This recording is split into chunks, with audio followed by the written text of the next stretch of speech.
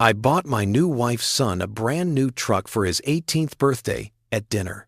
He raised his glass and said, to my idiot fake dad, trying to buy respect with money. All family laughed. I just left without a word. The next morning, his driveway and life was empty and my phone. The dining room was too warm. That's what I remember most about that night, the oppressive heat from the fireplace, the way the flames threw dancing shadows across faces I thought I knew, the suffocating weight of forced celebration pressing down on everything like humidity before a storm. I had set the table myself that afternoon. White linen, the good china we'd received as wedding gifts 6 months ago, crystal glasses that caught the light and threw rainbows across the walls. I'd wanted everything perfect for Marcus's 18th birthday, my stepson, my wife Catherine's only child, the boy I'd been trying to connect with for 2 years, through awkward baseball games and stilted conversations about college applications and one particularly painful camping trip where we'd run out of things to say by the second hour. The truck sat in the driveway with a massive red bow on the hood. A Ford F-150, midnight blue, the exact model Marcus had circled in a magazine 3 months ago during one of our rare moments of what I thought was bonding. He'd pointed at it and said, "Man, that's the dream," and I'd filed that information away like treasure. 24 months of gathering these small crumbs of connection, hoarding them, believing they meant something. $47,000. That's what the truck cost. I'd worked overtime for 3 months, turned down a guy's trip to Denver, skipped my own birthday dinner to make the numbers work. My father had been a mechanic who believed a man's first vehicle was a rite of passage, something earned through sweat and disappointment and the particular character building that comes from driving a car held together by prayer and duct tape. But I'd wanted to give Marcus something better. I'd wanted to be better. "Surprise!" we'd all shouted when he came home from his shift at the movie theater. Catherine had been giddy, practically vibrating with excitement. Her sister Diane was there with her husband Rick. Catherine's mother Patricia, who'd never quite warmed to me, sat in the corner chair like a judge at a tribunal. Marcus's girlfriend Amber clung to his arm, her phone already out, documenting everything for whatever social media platform would broadcast our family's private moments to the world. Marcus had stared at the truck, just stared. His face had gone through several expressions I couldn't quite read. Surprise, certainly, but something else underneath. Something that looked almost like anger, though that made no sense. Who gets angry about a brand new truck? "Holy shit," he'd breathed, and then looked at his mother. "Mom, did you know about this?" Catherine had beamed. "It was all Daniel's idea. He's been planning it for months." That's when I saw it, the flicker in Marcus's eyes. Not gratitude, not joy. Something harder, something that looked like resentment wearing a mask of shock. But I told myself I was imagining things. I told myself a lot of things back then. Dinner was prime rib, Marcus's favorite. I'd driven to 3 different butcher shops to find the perfect cut. Roasted vegetables with herbs from the garden Catherine and I had planted together last spring. Twice baked potatoes with all the fixings. A chocolate cake from that expensive bakery downtown, the one where they hand paint the frosting like it's a canvas. I'd even bought the good wine, a bottle of Cabernet that cost more than I typically spent on a week's worth of groceries. Everyone ate. Everyone talked. The conversation flowed around me like water around a stone. Catherine kept touching my hand, squeezing it, giving me those looks that said thank you and I love you. And see, we're a real family now. I wanted to believe her. God, I wanted to believe her so badly. Diane was telling some story about her daughter's piano recital. Rick was nodding along, interjecting with those small agreeing sounds that husbands make when they're only half listening. Patricia was eating slowly, methodically, her eyes moving from face to face like she was taking inventory. And Marcus was quiet, too quiet. He kept looking at the truck keys I'd placed next to his plate, these small pieces of metal that represented months of my life, and his expression was unreadable. Amber kept nudging him, whispering things I couldn't hear, and he'd shake his head or shrug. The unease in my stomach was growing, this cold spreading thing that had nothing to do with the food, and everything to do with the way the air felt wrong, the way Marcus wouldn't quite meet my eyes. "Should we do the toast?" Catherine asked, her voice bright with the particular happiness of mothers watching their children receive gifts. She raised her glass, and everyone else followed.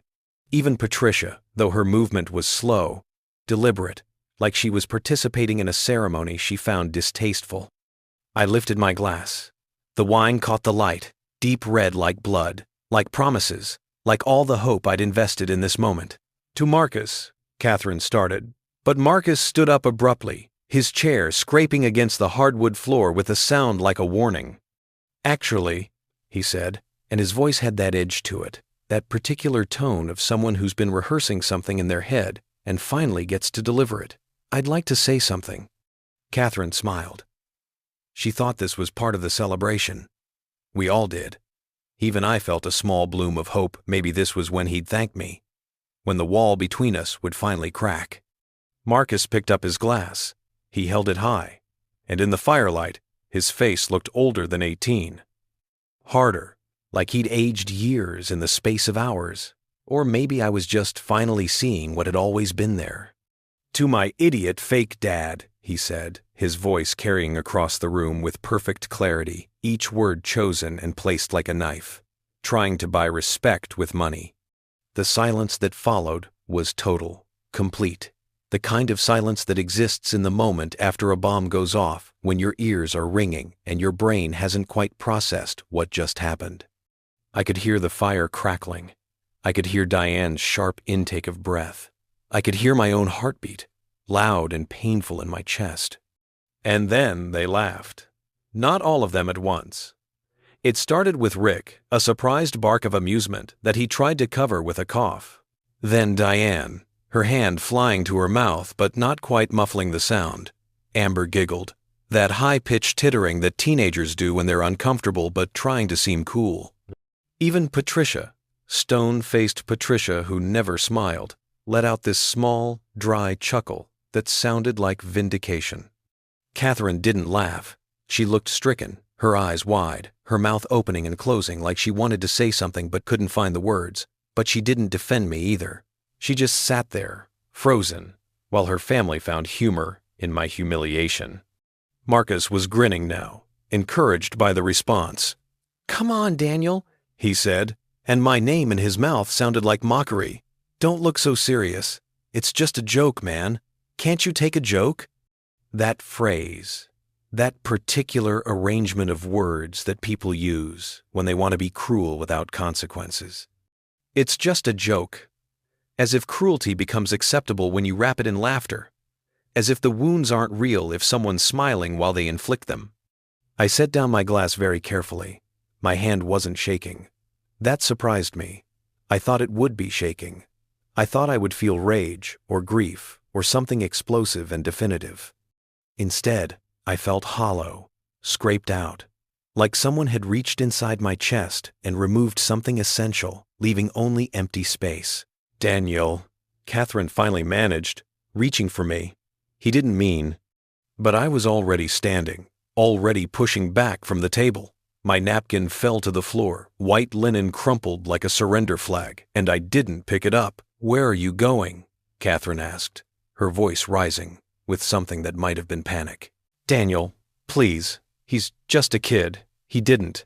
I looked at Marcus, really looked at him, tried to see past the cruel grin to whatever had inspired this moment.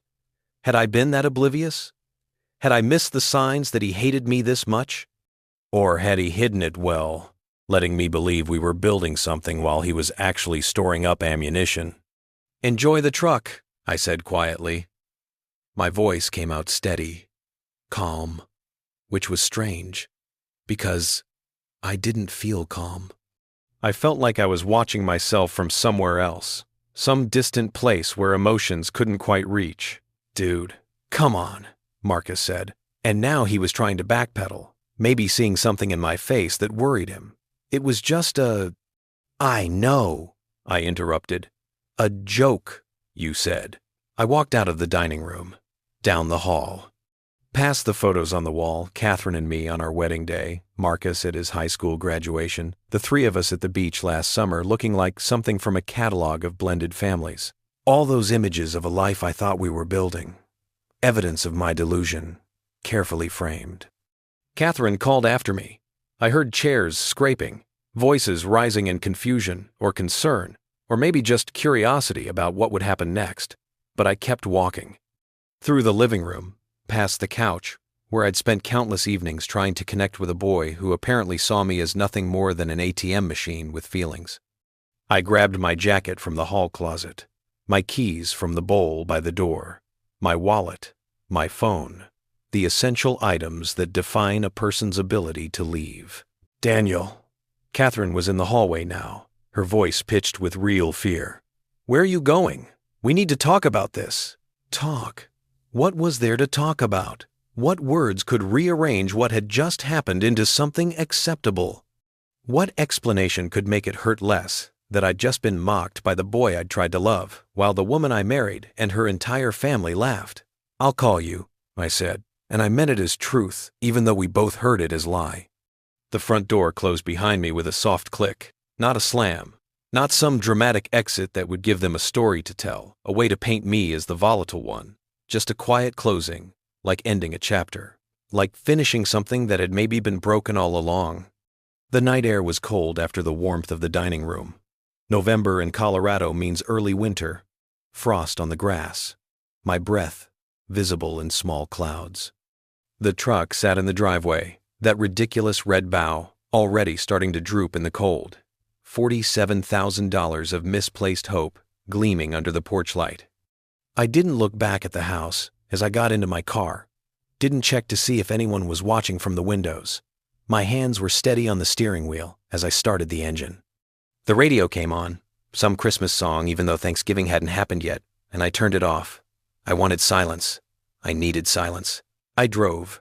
No destination. Just away. Down streets I knew by heart, past houses with lit windows, showing scenes of family life, of dinners without cruelty, of celebrations that didn't end in hollow laughter. The lights blurred past like stars, like chances, like all the moments I'd invested in something that was never real. My phone started ringing. Catherine, then Diane, then Catherine again. I watched the screen light up and fade, like a heartbeat, like something dying. I didn't answer. There was nothing to say yet. Maybe there would never be anything to say. I drove until I reached the overlook on Highway 36, the spot where you can see the whole city spread out below, a constellation of lives being lived, of families that worked, of bonds that held. I parked and sat there in the cold car, engine running for heat, staring at nothing and everything. The phone rang 12 more times before midnight. I counted. Some desperate part of me wanted to keep track, wanted to quantify how much they cared now that I'd left. Evidence collection, a habit I didn't know I had. When the calls finally stopped, I pulled out my phone and opened my email. Searched for a name I hadn't thought about in months. Marcus Sawyer, attorney at law, an old college roommate who'd gone into family law. We'd had beers 3 months ago when he was in town, and he'd mentioned he was handling a complicated case involving step-parent rights and biological parent obligations. I'd filed that conversation away too, another piece of information hoarded without knowing why. My thumb hovered over the keyboard. This was the moment, the choice. I could drive back, could apologize for leaving, could let them explain it away as a joke gone wrong, could continue pretending that fake dad wasn't exactly how Marcus saw me, could keep playing this role I'd been cast in, the wallet with legs, the checkbook with feelings, the man trying to buy his way into a family. Or I could do something else, something that had been forming in my mind during that silent drive, crystallizing in the cold air, hardening into something that felt like dignity. I started typing. Marcus, it's Daniel Chen. I need your help with something. Can we meet tomorrow morning? Early. And bring your retainer agreement. I hit send before I could second-guess myself. The message disappeared into the digital void, carrying with it the first decision I'd made in 2 years that was entirely my own, untainted by the desperate need to be accepted, to be loved, to be anything other than what I apparently was. An idiot fake dad. The irony wasn't lost on me. I'd spent $47,000 trying to prove I was real, trying to prove I mattered, trying to buy something that couldn't be bought, no matter how many trucks I gifted, No matter how many baseball games I attended, no matter how hard I tried to fill shoes that maybe were never empty to begin with. My phone buzzed. Marcus Sawyer. 8 a.m. My office. I'll have coffee ready. I texted back a thumbs up and put the phone in the cup holder, face down. The city lights below continued their indifferent twinkling. Somewhere down there, in a house with a dining room still warm from fireplace heat, a family was probably talking about me, probably debating whether I was overreacting, whether Marcus had really meant it, whether I'd come back. They didn't know yet that I wasn't coming back. Not as I'd left.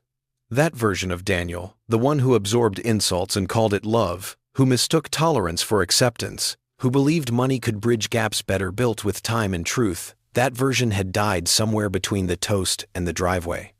What would replace him, I didn't know yet, but I had until 8 a.m. to figure it out. I pulled back onto the highway and started driving again. Not home. Home was a concept I needed to redefine. Instead, I drove to the Marriott by the airport, where anonymous rooms are rented by anonymous people living anonymous portions of their lives. I paid for 3 nights in cash, because credit cards leave trails and I wanted to be unfindable for a while. The room was beige, aggressively neutral, the kind of space that makes no demands and offers no comfort. Perfect. I sat on the edge of the bed and finally let myself feel it. Not anger, not yet. Just this profound, aching sadness for the family I'd thought I was building, for the love I'd believed I could earn, for every careful gesture and expensive gift that had been nothing more than transactions in a relationship that was always going to be transactional. Outside, planes took off and landed, people going somewhere, people leaving, people starting over. Tomorrow, at 8 a.m., I would become one of them. But tonight, I just sat in the beige room and mourned the life I'd lost, and the life I'd never actually had. I didn't sleep. That's not quite accurate. I must have slept in those fragmented moments when consciousness becomes something else, when the hotel room ceiling blurs into abstract patterns and time loses meaning. But it felt like staying awake, like bearing witness to every minute between the humiliation and whatever came next. The phone kept lighting up through the night. Catherine called 17 times before 2 a.m. After that, she switched to texting. I didn't read them. Not yet. I just watched the notifications accumulate like evidence, like a digital record of how much someone cares after you've been broken in front of them. At 5:30 a.m., I gave up on the pretense of rest. The shower was too hot, the way I needed it to be, scalding away the previous night until my skin was red and new. I dressed in the same clothes from dinner, dark slacks, button-down shirt, the outfit I'd chosen so carefully because I'd wanted to look like a father at his son's celebration. The irony of still wearing them felt like something, though I wasn't sure what. Continuity, maybe. Or just the practical reality of having fled with nothing but what I was wearing. The Marriott breakfast buffet was full of business travelers and families in transit, people existing in that liminal space between destinations, between versions of their lives. I fit right in. I drank coffee that tasted like it had been brewed sometime last week, and ate eggs that had the consistency of rubber. None of it mattered. Food was just fuel now, something to put in the body so it could continue moving through the motions of existing. At 7:15, I got in my car and drove to Marcus Sawyer's office in Boulder. The morning was crystalline, that particular November brightness where everything looks sharp-edged and fragile. The mountains were visible in the distance, snow-capped and indifferent, the way nature is indifferent to human drama. People were starting their days jogging, walking dogs, scraping frost off windshields. Normal people doing normal things, in normal lives. I wasn't one of them anymore. I'd crossed some invisible threshold, stepped from one category of person into another. I could feel it in my chest, this fundamental shift, like the molecular structure of who I was had been rearranged during the night. Marcus Sawyer's office was in a renovated Victorian house, painted sage green with white trim. Tasteful, professional. The kind of place that whispered, "I handle sensitive matters with discretion," without needing to say it out loud. A brass plaque by the door read, "Sawyer Family Law Protecting What Matters Most." What matters most? I turned that phrase over in my mind as I climbed the front steps. What had mattered most to me yesterday morning versus what mattered most to me now felt like comparing two different universes. The receptionist was already at her desk despite the early hour. Mid-50s, reading glasses on a chain, the kind of person who probably knew everyone's secrets and kept them locked in a vault behind her polite smile. "You must be Daniel Chen," she said, before I could introduce myself. "Marcus is waiting for you. Second door on the right. Help yourself to coffee on the way." The coffee was better than the hotel's. Small mercies. I poured a cup and added cream, watching it swirl and blend, thinking about how easily things mixed, how quickly separation became impossible once you'd combined the elements. Marcus's office overlooked a small garden, barren now in late November, but probably beautiful in spring. He was younger than me by a few years, still had that optimistic energy of someone who believed problems could be solved through proper application of law and logic. We'd been roommates, sophomore through senior year at CU Boulder, back when life was about term papers and cheap beer and believing the future was something you could plan. "Daniel," he said, standing to shake my hand. His grip was firm, his eyes doing that rapid assessment thing lawyers do, cataloging information, reading subtext. "You look like hell. Didn't sleep. The good news is you called the right person. The bad news is if you need family law at 5 a.m. on a Sunday morning via emergency text, something significant happened. Sit, tell me everything." So I did. The whole story spilled out in that quiet office while the sun rose higher and the coffee got cold, and Marcus took notes in neat handwriting on a yellow legal pad. I told him about meeting Catherine 2 years ago at a charity fundraiser for the Children's Hospital where she worked as a nurse. About Marcus, who'd been 16 and hostile, still raw from his parents' divorce 3 years prior. About how I'd tried God, how I'd tried to bridge that gap. Baseball games, college tours, working on cars together, or trying to. Though he'd made it clear he didn't want my help. I told him about the truck, the planning, the $47,000 that represented 3 months of overtime and skipped meals and careful budgeting. About how I'd thought it would finally prove something, though I couldn't articulate what. And then I told him about the toast. Marcus stopped writing. He set down his pen very carefully, the way you do when you need a moment to control your reaction. "He said that? In front of everyone?" "In front of everyone. And your wife, Catherine, what did she do?" That was the question, wasn't it? The one I'd been circling all night in that beige hotel room.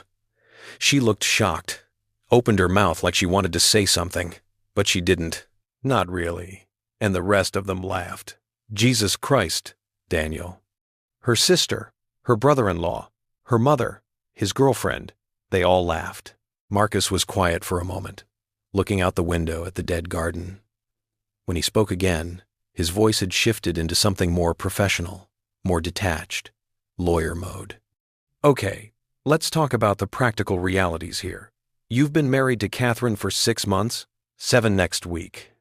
We dated for a year and a half before that. And Marcus is her biological son, 18 as of yesterday. You mentioned his father. Where is he in this picture?" "Derek, he's in California, remarried, pays child support, or did until yesterday. Hasn't been involved much beyond that. Sees Marcus maybe twice a year." "Does Marcus have any kind of relationship with him?" I thought about the few times Derek had come up in conversation, always carefully, like navigating a minefield. Not really.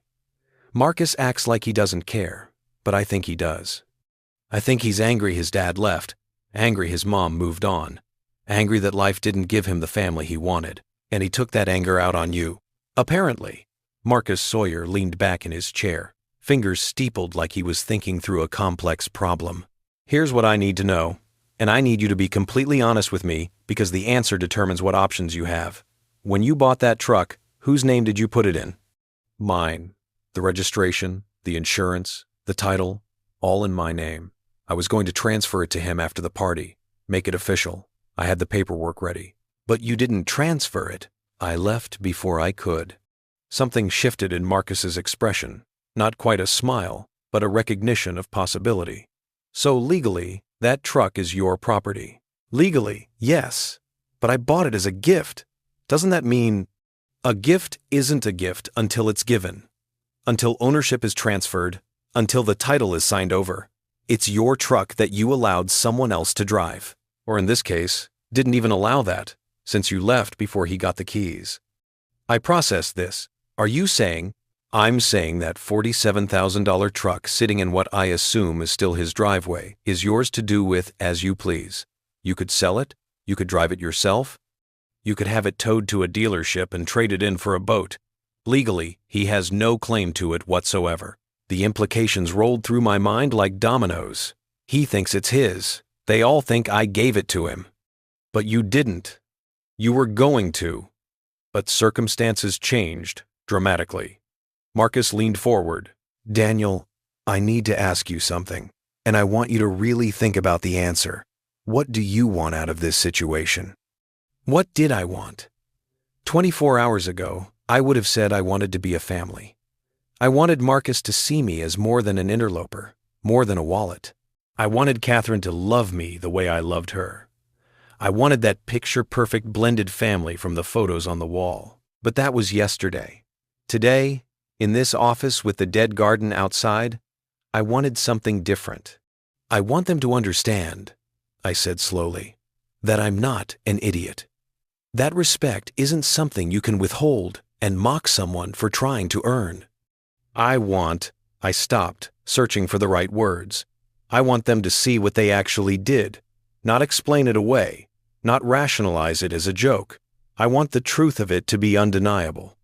Marcus nodded like this was exactly what he expected. Here's what I'm going to tell you, and you can take it or leave it. You're entitled to be angry. You're entitled to protect yourself. And you're entitled to make decisions about your property, your assets, and your marriage that prioritize your well-being over theirs. You think I should leave her. I think you should consider whether staying in a relationship where you were publicly humiliated and she did nothing to defend you serves any purpose except your own continued suffering. He paused. But that's the emotional side.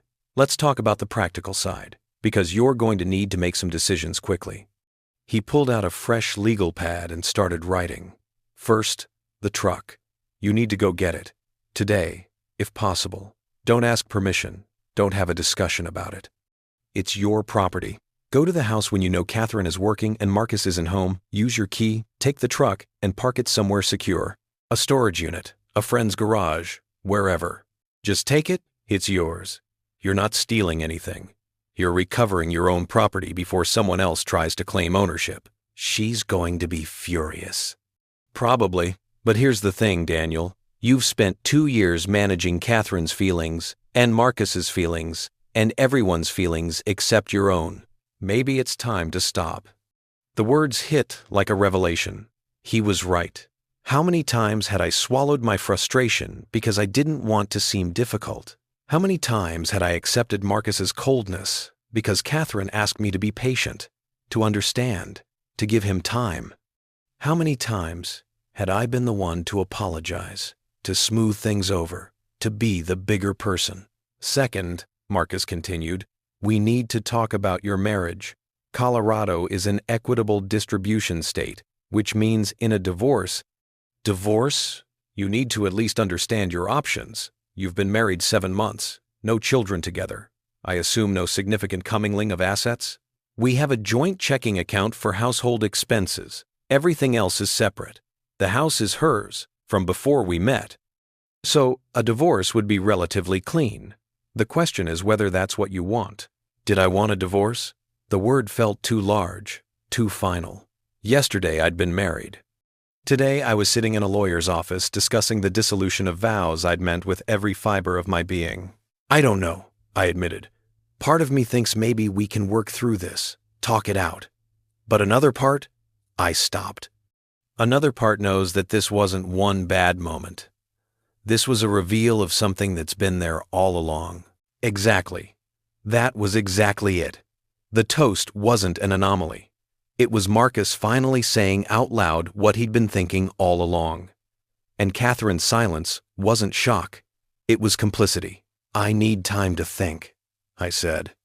You have time, but not much. The longer you wait, the more complicated things get. Catherine will start controlling the narrative. Marcus will dig in. The family will rally around their version of events, where you're the bad guy for walking out on a kid's birthday. I didn't walk out on his birthday. I walked out on my own humiliation. I know that. You know that. But that's not how they'll tell it. Marcus closed his legal pad. Here's what I recommend. Take today to secure your assets, the truck, any valuable property you have at the house. Tomorrow, come back and we'll draw up a separation agreement. Not a divorce, just a legal separation that protects you while you figure out what you want. And in the meantime, don't communicate with them except through text and email. Everything in writing. No phone calls where things can be said without record. No in-person conversations where it's your word against theirs. That seems extreme, Daniel. They publicly mocked you for spending $47,000 on a gift for a kid who isn't even yours, and they laughed. This isn't going to get better through a heartfelt conversation over coffee. This is a fundamental incompatibility of respect and values. I wanted to argue with him. I wanted to believe that love could fix this, that Catherine would apologize, that Marcus would realize he'd been cruel and we could move forward. I wanted to be wrong about what that night had revealed, but I wasn't wrong. I knew I wasn't wrong. Okay, I said. Okay, I'll get the truck today, and I'll come back tomorrow. Marcus stood, came around the desk, put a hand on my shoulder. For what it's worth, you deserve better than how they treated you. Don't let anyone convince you that you're overreacting.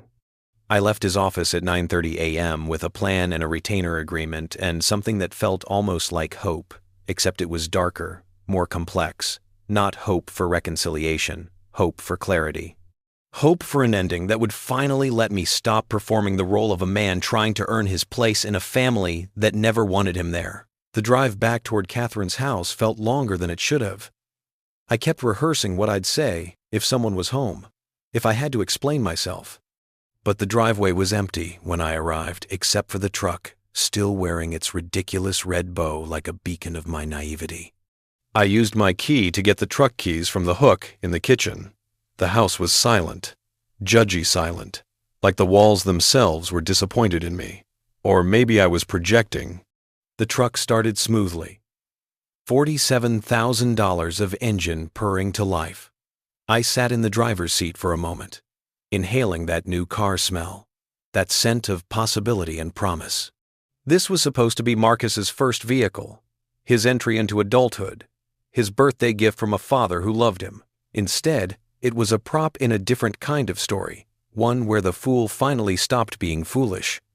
I drove the truck to a storage facility on the edge of town and rented a climate-controlled unit, paid for 3 months in advance in cash, parked it inside and pulled down the door, sealing it away from sight, from access, from the narrative they'd all constructed about my generosity and his ingratitude. My phone had been buzzing nonstop, 43 missed calls, 68 text messages. I finally opened them. Where are you?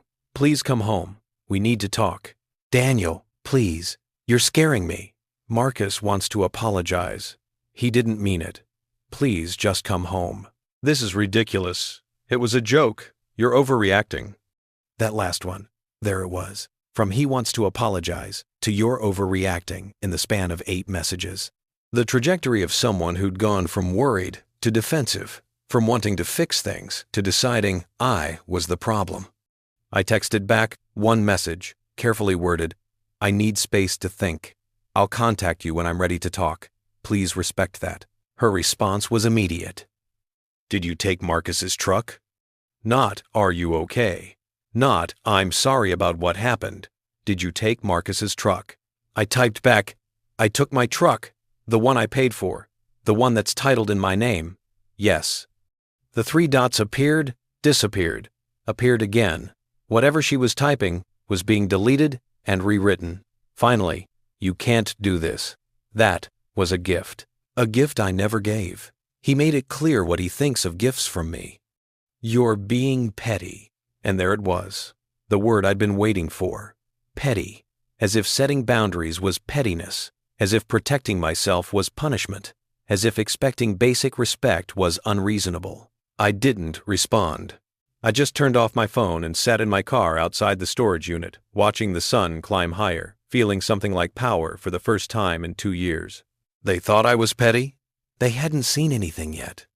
But I would show them, not with anger, not with drama, with something much more effective: truth, documentation, the quiet dismantling of every assumption they'd made about who I was and what I would tolerate. Marcus Sawyer had asked me what I wanted. Now I knew. I wanted them to understand, with perfect clarity, exactly what they'd lost. The thing about quiet revenge is that it requires patience.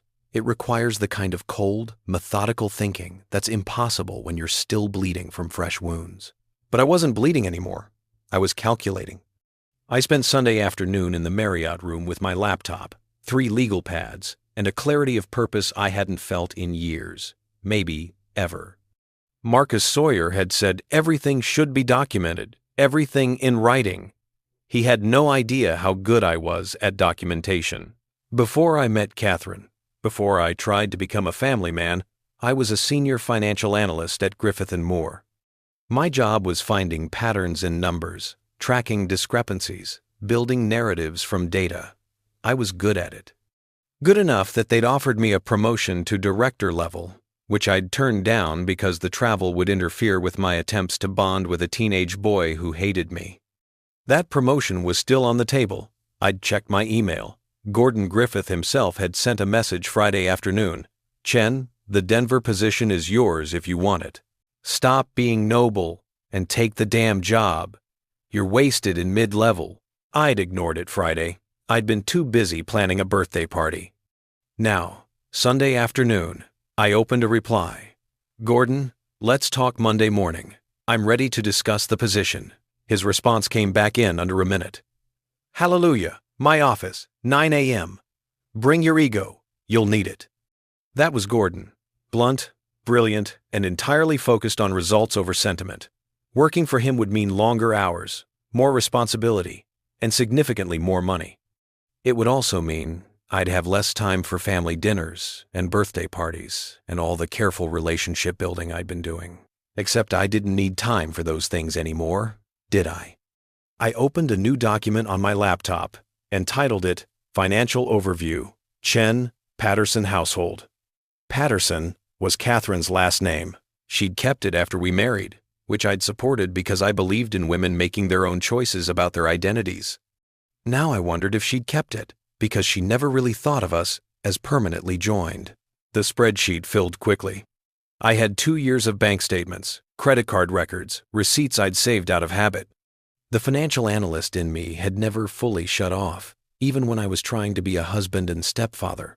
Joint checking account contributions: Daniel Chen, $4,200 monthly. Catherine Patterson, $1,800 monthly. Household expenses averaged $3,200 monthly, which meant the excess went to savings, except it didn't. I pulled up the joint savings account. Balance, $2,847. 2 years of excess deposits should have accumulated over $40,000. Where had it gone? I started going through individual transactions. Here's what I found. $800 to Marcus for car repairs. $1,200 to Marcus for college application fees. $500 to Marcus for school trip, May. $950 to Marcus for emergency dental work, June. $1,500 to Marcus for laptop for college. The list went on. 27 separate transfers to Marcus over 18 months, totaling $23,400, none of which Catherine had mentioned, none of which I'd approved, though legally she had every right to withdraw from a joint account.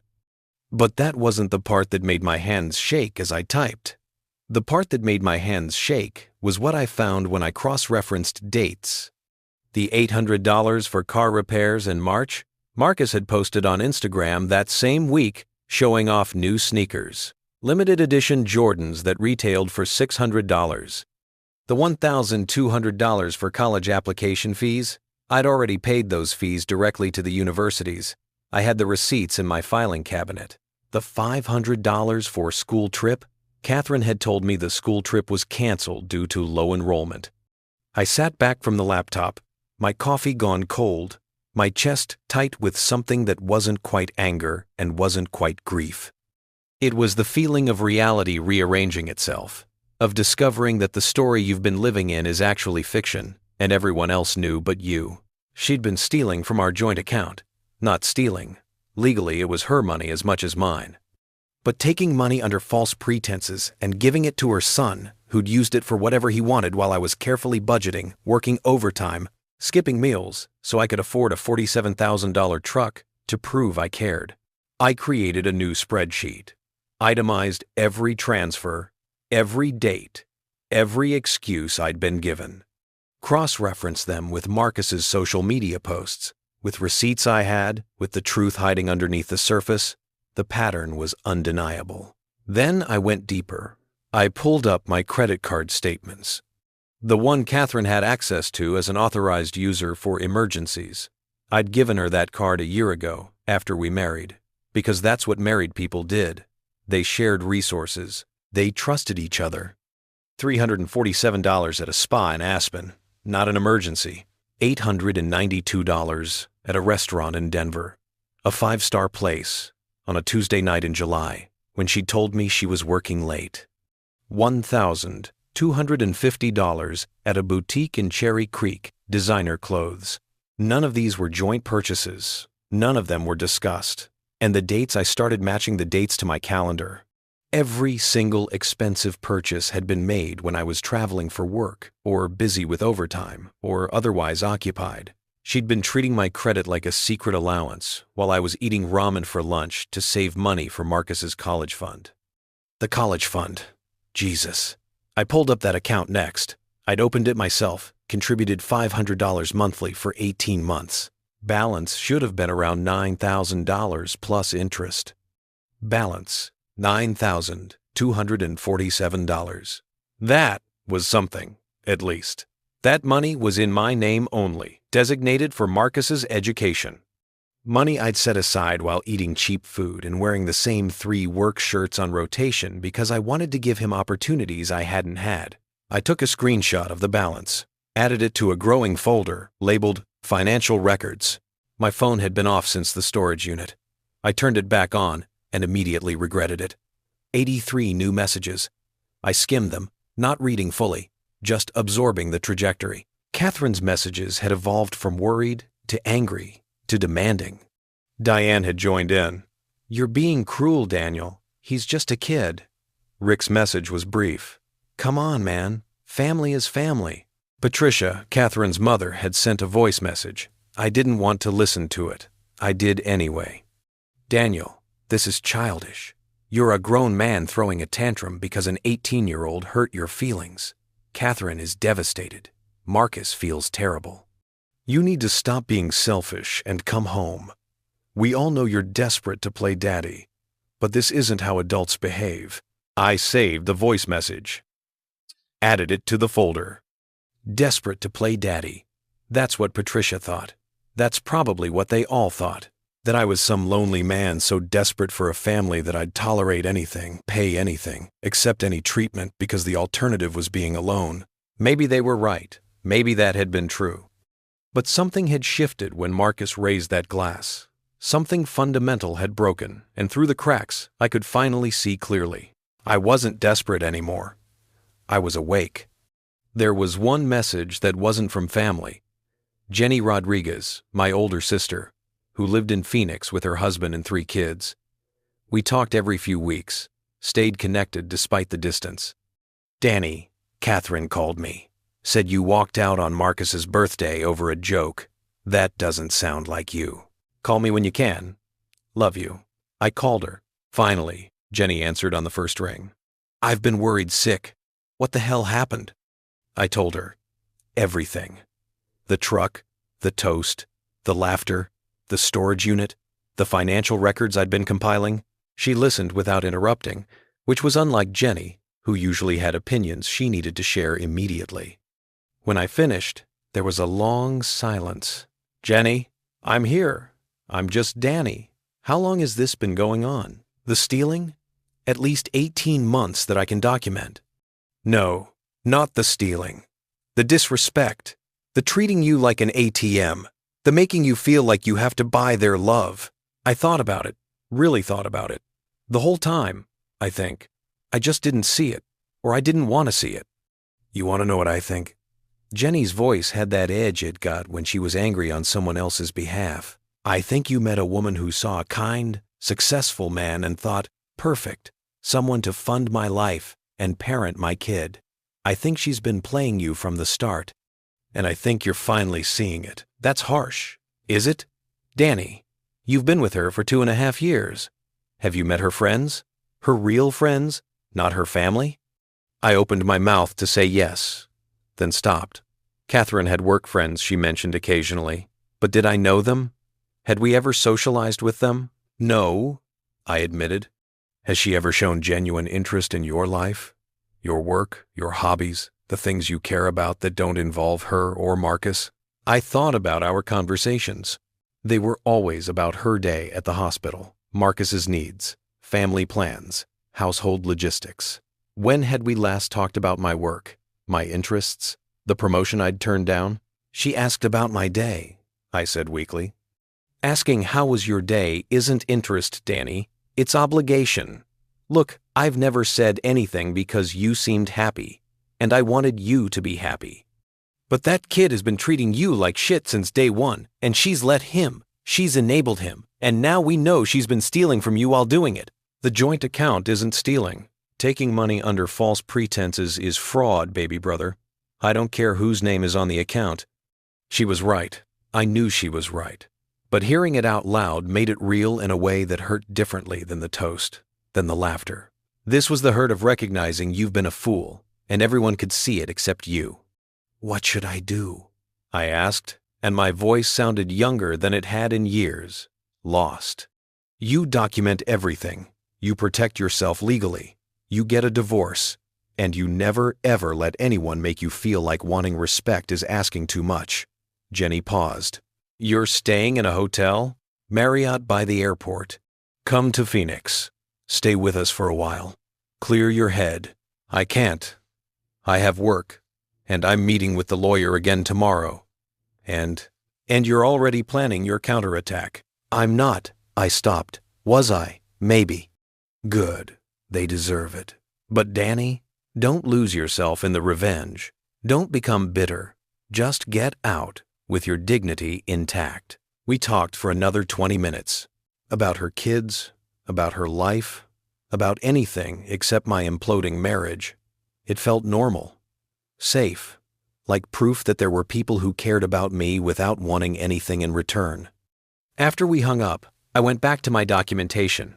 I pulled up Marcus's social media, not stalking, just gathering evidence. His Instagram was public, full of photos and stories documenting his life. There was the truck, posted at 6:47 p.m. yesterday.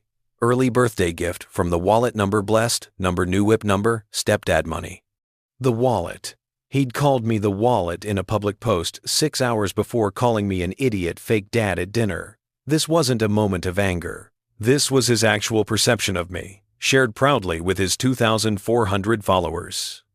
I screenshotted it, added it to the folder, scrolled further back, found a post from August. When your fake dad pays for college but thinks it means you owe him respect number. Not my dad. Number paying for privilege. July. Family dinner with the checkbook and his fake smile. At least the food's good. Number stepdad life. Number freeloader. March, mom's new husband is so desperate for me to like him. It's honestly sad. Bought me Rockies tickets. I sold them. Number easy money. Each post was a small cruelty, a little knife wound I hadn't known about because I didn't follow his social media. Catherine did, though. She followed him. She'd seen these posts. She'd known how he really felt about me, and she'd said nothing. Let me keep trying. Keep spending. Keep hoping that the next gesture would be the one that broke through. I created a document with screenshots of every post that mentioned me, directly or indirectly. 23 posts over 18 months. A trail of evidence showing exactly what I was to this family. A resource to be exploited. A punchline to be shared. An ATM with feelings they found amusing. The sun was setting when I finally stopped working. My neck ached from hunching over the laptop. My eyes burned from screen glare. But I had something now. Something solid. I had evidence. Evidence that would make it Impossible for them to claim I was overreacting, that it was just a joke, that I was being too sensitive. Evidence that would show the pattern of disrespect and financial exploitation that I'd been too blind or too hopeful to see. My phone rang. Catherine. I almost didn't answer. But this needed to happen eventually, and I was prepared now. Armored. Hello? Finally. Her voice was tight with anger, barely contained. Do you have any idea what you've put us through? Marcus is devastated. He's been crying all day. He posted on Instagram 6 hours before the party, calling me the wallet. Silence. Then, how do you know that? His profile is public. I looked. I saw all of it. Catherine. Every post where he mocked me, called me fake, made jokes about my money. You follow him. You saw them too. Those are just kids post stupid things. It doesn't mean anything. It means exactly what it says. And you knew. You knew how he really felt, and you let me keep trying, keep spending, keep making a fool of myself. That's not fair. Her voice shifted, went softer, the tone she used when she wanted something. Daniel, honey, please, come home. We can work this out. Marcus will apologize. A real apology. I'll make sure. Where did the $23,400 go? What? The money you transferred from our joint account to Marcus over the past 18 months. The money for car repairs that didn't happen. College fees I'd already paid. Emergency dental work he posted about getting new shoes the same day. Where did it actually go? Another silence. Longer, this time. When she spoke, her voice had lost the softness. You've been spying on our bank account? Our account. Yes. I've been reviewing our joint account that I deposit twice as much into as you do, and I found a pattern of unauthorized withdrawals. They weren't unauthorized. It's a joint account. Taken under false pretenses, then. You lied about what the money was for. I didn't lie. Marcus needed things. He's my son. I'm not going to apologize for taking care of my son. With my money. While lying to me about what it was for, you never would have agreed if I told you the truth. There it was, the admission. She knew I wouldn't have agreed, so she lied, took the money anyway, and thought that was acceptable because Marcus was her son, and what were my needs compared to his wants? You're right, I said quietly. I wouldn't have, because he didn't need it. He wanted it, and you enabled him to see me as nothing but a source of funding. Oh my God. Daniel, listen to yourself. You're acting like I committed some crime. This is what families do. They share resources. They help each other. Families also respect each other, defend each other. Don't laugh when someone is publicly humiliated. It was a joke. It wasn't. My voice came out harder than I intended. It was the truth, Catherine. The truth he's been posting online for over a year. The truth you've known and hidden from me. The truth you've all been laughing about while I worked overtime to afford a truck for a kid who calls me fake. So what? You're going to punish us? Keep the truck out of spite? I'm going to keep my property that I purchased with my money. Yes, you're being incredibly selfish. I'm being incredibly done. Done being disrespected. Done being stolen from. Done being the joke everyone's in on. Except me. If you don't bring that truck back and apologize to Marcus, we're done. I mean it, Daniel. I will file for divorce. The threat was supposed to scare me. I could hear it in her voice, the expectation that I'd crumble, apologize, come home with my tail between my legs because the alternative was losing her. But she'd miscalculated. She'd threatened me with the thing that was starting to feel like freedom. Okay, I said. Okay, what? Okay. File for divorce. I'll have my lawyer send over the paperwork to make it easy for you. You don't mean that. I do. I really do. Goodbye, Catherine. I hung up before she could respond, turned off my phone before she could call back, sat in the quiet hotel room with my heart pounding and my hands shaking and something that felt almost like relief flooding through me. I'd just ended my marriage, 7 months after promising forever, 2.5 years after believing I'd found my person. And instead of grief, I felt lighter. The folder on my laptop was labeled financial records, but it was really evidence. Evidence for the divorce. Evidence for myself, for why this had to end. Evidence that I wasn't crazy, wasn't overreacting, wasn't the villain in this story. Tomorrow I'd meet with Marcus Sawyer again. Give him everything I'd compiled. Start the legal process of extracting myself from this family that had never wanted me as anything but an ATM.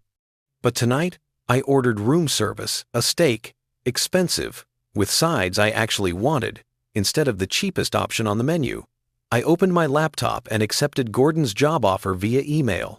I called Jenny back and told her I'd think about Phoenix. And I started planning the next move, because if they thought taking the truck was petty, they hadn't seen anything yet. The real revelation was still coming. Monday morning came with that peculiar clarity that follows a night of actual sleep.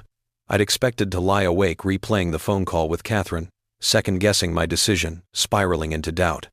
Instead, I'd slept for 7 hours straight and woken feeling focused, purposeful, like I'd finally stopped fighting against a current and started swimming with it.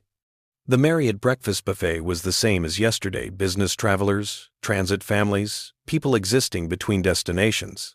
But I felt different among them. Yesterday I'd been lost. Today I had direction. Gordon Griffith's office was downtown, top floor of a glass building that reflected the mountains like a mirror. I'd been here dozens of times for meetings, presentations, quarterly reviews, but I'd never been here for this to accept a position that would fundamentally change my trajectory. Gordon was in his 60s, silver-haired, with a kind of presence that made junior analysts straighten their spines when he walked past. He'd built Griffith & Moore from a two-person operation into one of the most respected financial consulting firms in the region. He didn't suffer fools, didn't do sentiment, and didn't offer promotions to people he didn't believe in absolutely. Chen, he didn't look up from his computer as I entered. Close the door. Sit. Tell me why you're finally ready to stop wasting my time and your potential. Classic Gordon. No small talk, no easing into it. Personal circumstances changed, I said. Now he looked up, his sharp eyes reading me the way he read quarterly reports, quickly, thoroughly, finding the story in the data. You look like hell, but you look focused. That's different from last time we talked. Last time I had obligations that took priority over career advancement. Family obligations. The stepson. Gordon leaned back in his chair. How old is he now? Turned 18 Saturday. And personal circumstances changed how, exactly? I could have deflected, could have kept it professional, impersonal, but Gordon had always been direct with me, and I found myself returning the favor. Threw me a birthday party. He made a toast calling me his idiot fake dad, trying to buy respect with money, in front of the whole family. They laughed. Gordon's expression didn't change, but something flickered in his eyes. And your wife? Didn't defend me. Then got angry when I left, then threatened divorce when I refused to apologize. For leaving your own humiliation? For taking back the truck I'd bought him. $47,000, still titled in my name. Gordon was quiet for a moment. His fingers steepled in that way that meant he was processing, calculating. You left. Took the truck. She threatened divorce. And you're here, in my office, ready to accept a position that requires 60-hour weeks and significant travel. Yes, the divorce is happening. It wasn't a question, but I answered anyway. Yes. Good. Gordon pulled up something on his computer, turned the monitor so I could see. A contract. Director of Financial Operations, Denver office. $185,000 base salary, 20% bonus potential tied to performance metrics. Full benefits, company car, relocation assistance if you want it. You'd be managing a team of 12 analysts, overseeing client relationships for our mid-tier accounts, and reporting directly to me. Start date is flexible, but I'd prefer within 2 weeks. The numbers were better than I'd expected. The salary alone was almost double what I was making now. The bonus potential, if I hit targets, could add another $37,000. I'd gone from carefully budgeting for Marcus's college fund to having more money than I knew what to do with. 2 weeks is tight for a transition, I said, falling into negotiation mode automatically. 3 weeks. and I'll have everything documented for whoever takes over my current position. 2.5. I need you operational before Christmas. Deal. Gordon smiled, the rare expression he reserved for closed negotiations. Welcome to the leadership team, Daniel. Don't make me regret believing in you. We spent the next hour going over specifics, team structure, current client roster, strategic priorities. Gordon had opinions on everything, and he shared them with the bluntness of someone who'd earned the right to be blunt. It was refreshing after 2 years of walking on eggshells, measuring every word to avoid upsetting Catherine or Marcus. When I left his office at 10:30, I had a signed contract in my briefcase and a start date of December 8th. 17 days to extricate myself from my current position, my current marriage, and my current life. It felt like freedom. Marcus Sawyer's office was next. I arrived early, used the extra 15 minutes to review the documentation I'd compiled. The financial records, the Instagram screenshots, the text messages, everything organized in color-coded folders because if I was going to do this, I was going to do it thoroughly. Marcus was waiting with coffee and a legal pad covered in notes. "You look better than yesterday," he said, less shell-shocked. "I accepted a job promotion this morning, director level, significant salary increase. Congratulations. That'll help with the divorce settlement." That's actually not "I stopped," was it? Had I accepted the promotion because I wanted it, or because some part of me knew I'd need the financial security? Maybe it is, I admitted. Don't overthink it. Good opportunities should be taken, regardless of the catalyst. Marcus gestured to the conference table. "Show me what you've got." I spread out the evidence like a prosecution building a case. Bank statements highlighted in yellow for every unauthorized transfer. Screenshots of Marcus's Instagram posts arranged chronologically. Text messages from Catherine showing the evolution from worry to anger. The voice message from Patricia calling me desperate and childish. Marcus went through everything methodically, taking notes, occasionally asking questions. His face remained professionally neutral, but I could see the slight tightening around his eyes as he read Marcus's posts, the small shake of his head when he reviewed the financial transfers. "This is comprehensive," he finally said, almost obsessively so. "I'm a financial analyst. Comprehensive is what I do. Lucky for you, this makes everything significantly easier." He pulled out a fresh legal pad. "Let's talk strategy. Colorado is a no-fault divorce state, which means we don't need to prove wrongdoing to end the marriage. However, this documentation serves two purposes. First, it protects you from claims that you're being unreasonable or vindictive. Second, it establishes a pattern of financial deception that could impact asset division. We don't have significant shared assets. The house is hers, purchased before we met. Cars are separate. The only shared asset is the joint checking account. Current balance?" I pulled out my phone, checked the banking app. $1,200. "She hasn't drained it?" "Not yet. She will. Today I want you to withdraw half $600. Leave the rest. That establishes that you're being fair, not punitive. We'll document the withdrawal as protecting your interest in a shared asset." "Okay. Next, the truck. You said it's in storage? Climate-controlled unit. Paid for 3 months. Good. Keep it there. Don't drive it. Don't let anyone else access it. Don't post about it on social media. It's your property. But we want to minimize any claim that you're using it, which could complicate things. What's the end goal with the truck?" Marcus leaned back, tapping his pen against the legal pad. "That depends on what you want. You could keep it, sell it, trade it in. But given the circumstances, I'd recommend selling it and using the proceeds to offset your losses from the joint account transfers." "Offset," I repeated. "You mean go after her for the money she took?" "We could. The transfers were made under false pretenses, which is fraud. Now, a judge might be sympathetic given that she was supporting her son, but the pattern of deception is clear. At minimum, we could argue that the $23,400 should be considered a debt she owes you to be settled as part of the divorce." The idea of Catherine having to pay me back was satisfying in a way that felt slightly petty. But hadn't she called me petty already? Might as well earn the label. "Let's pursue it," I said.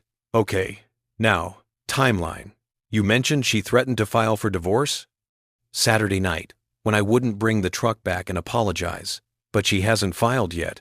Has she contacted you since then? I checked my phone. 37 new messages, most from Catherine, several from various family members. I skimmed them. She's still in the angry phase, calling me selfish, cruel, vindictive. Says Marcus is devastated. Says, I've destroyed the family. Classic blame shifting. She's making you the villain to avoid examining her own behavior. Marcus made a note. Here's what I recommend. We file first, today if possible. That gives us control of the narrative and the legal framework. We file for legal separation initially, which is faster and less permanent than divorce, but it establishes boundaries and protections. Why separation instead of divorce? 3 reasons. First, it's faster. We can get a temporary orders hearing within a week or 2, establishing financial boundaries and living arrangements. Second, it's less aggressive, which looks better if this ends up in front of a judge. You're not trying to punish her, you're protecting yourself. Third, it gives her a chance to contest or negotiate, which will reveal her actual priorities. You think she'll fight it? Based on this, Marcus gestured to the evidence spread across the table, she'll either fight it aggressively, which will make her look bad, or she'll try to negotiate, which gives us leverage. Either way, we win. We spent the next 2 hours drafting the separation agreement. Marcus asked questions. I provided information, and slowly a legal document took shape that would fundamentally restructure my life. Petitioner, Daniel Chen. Respondent, Catherine Patterson. Grounds, irretrievable breakdown of the marriage relationship. It sounded so formal, so clinical, like reducing a failed relationship to legal language somehow made it less painful. Maybe it did. Maybe that was the point. The separation agreement requested immediate division of shared assets, with Daniel retaining sole ownership of all property titled in his name, specifically noting the 2024 Ford F-150. Catherine to reimburse Daniel for $23,400 in unauthorized withdrawals from joint accounts, either as a lump sum or through offset against her portion of shared assets. Daniel to retain the $9,247 in the college fund established for Marcus, given that the relationship between Daniel and Marcus has irretrievably broken down. Neither party to incur joint debt or access shared accounts pending final settlement. Daniel to vacate the marital residence, which he'd already done, with Catherine retaining sole possession. Both parties to refrain from disparaging each other to third parties, including family members and on social media. That last provision was Marcus Sawyer's addition.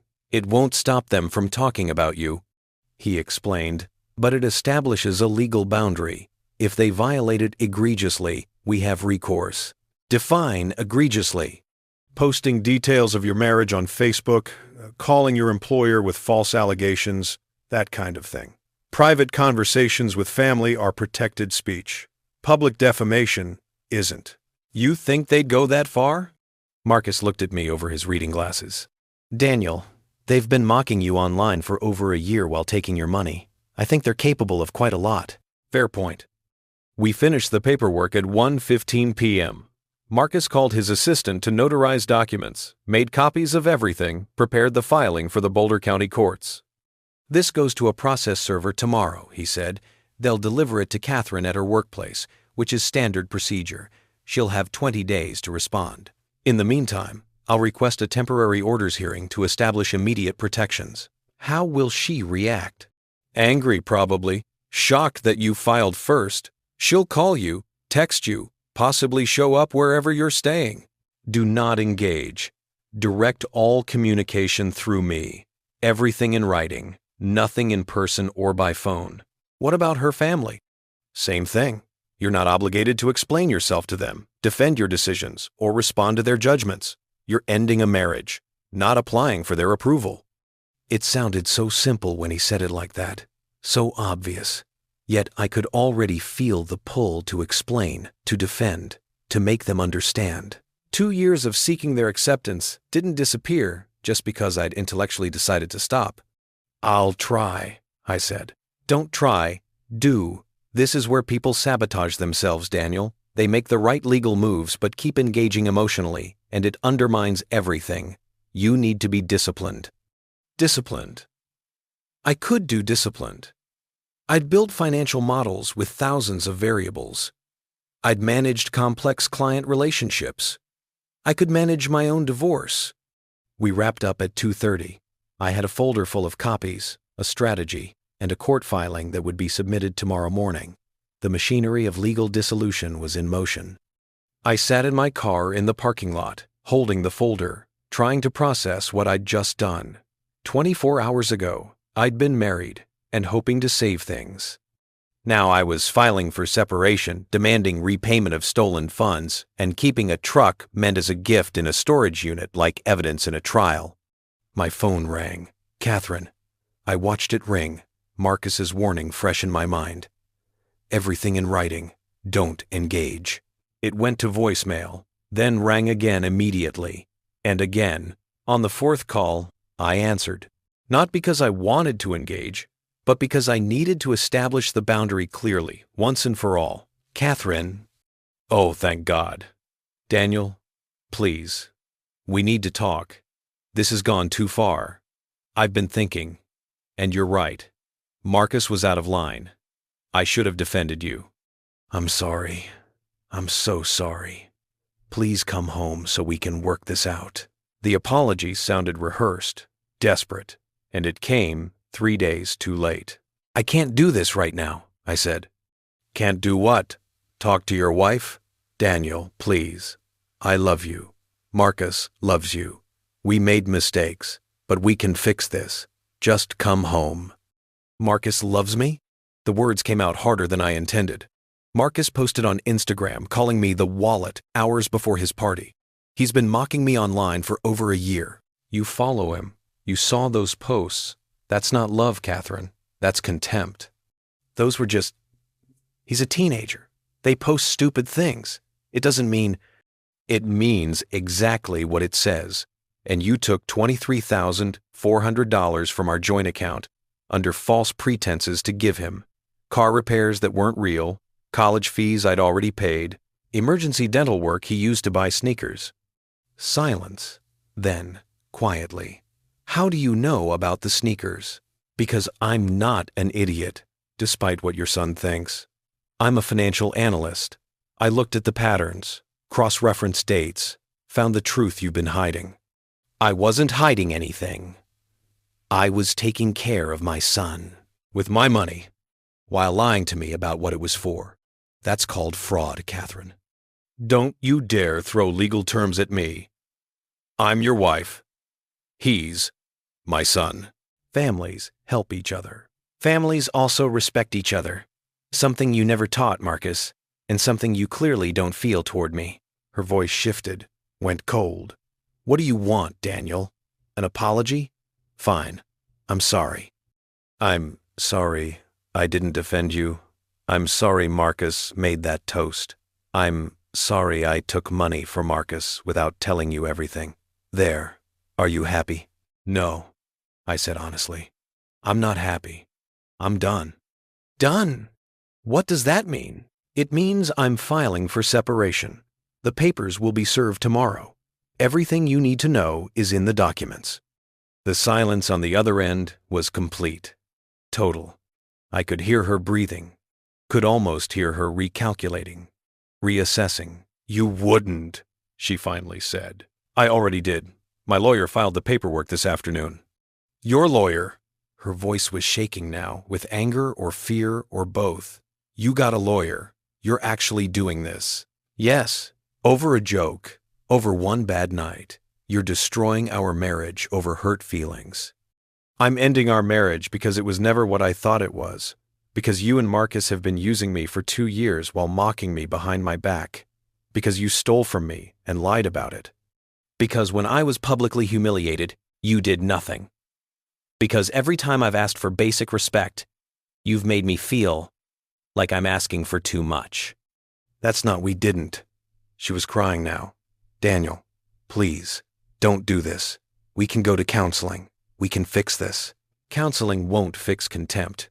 It won't fix a pattern of disrespect that's been established over 2 years.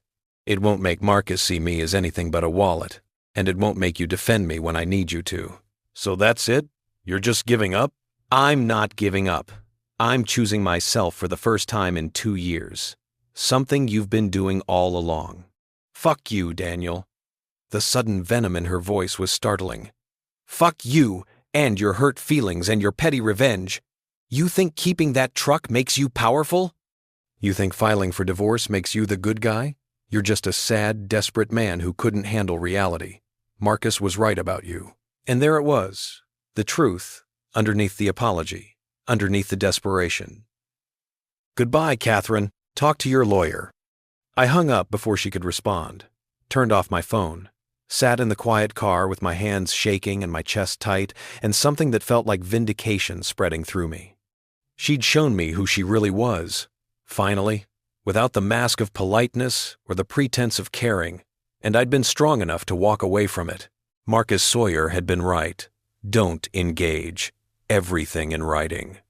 But sometimes you needed one last conversation to confirm that you were making the right choice. I turned my phone back on long enough to send one message to Marcus. Catherine called. I didn't engage beyond informing her about the filing.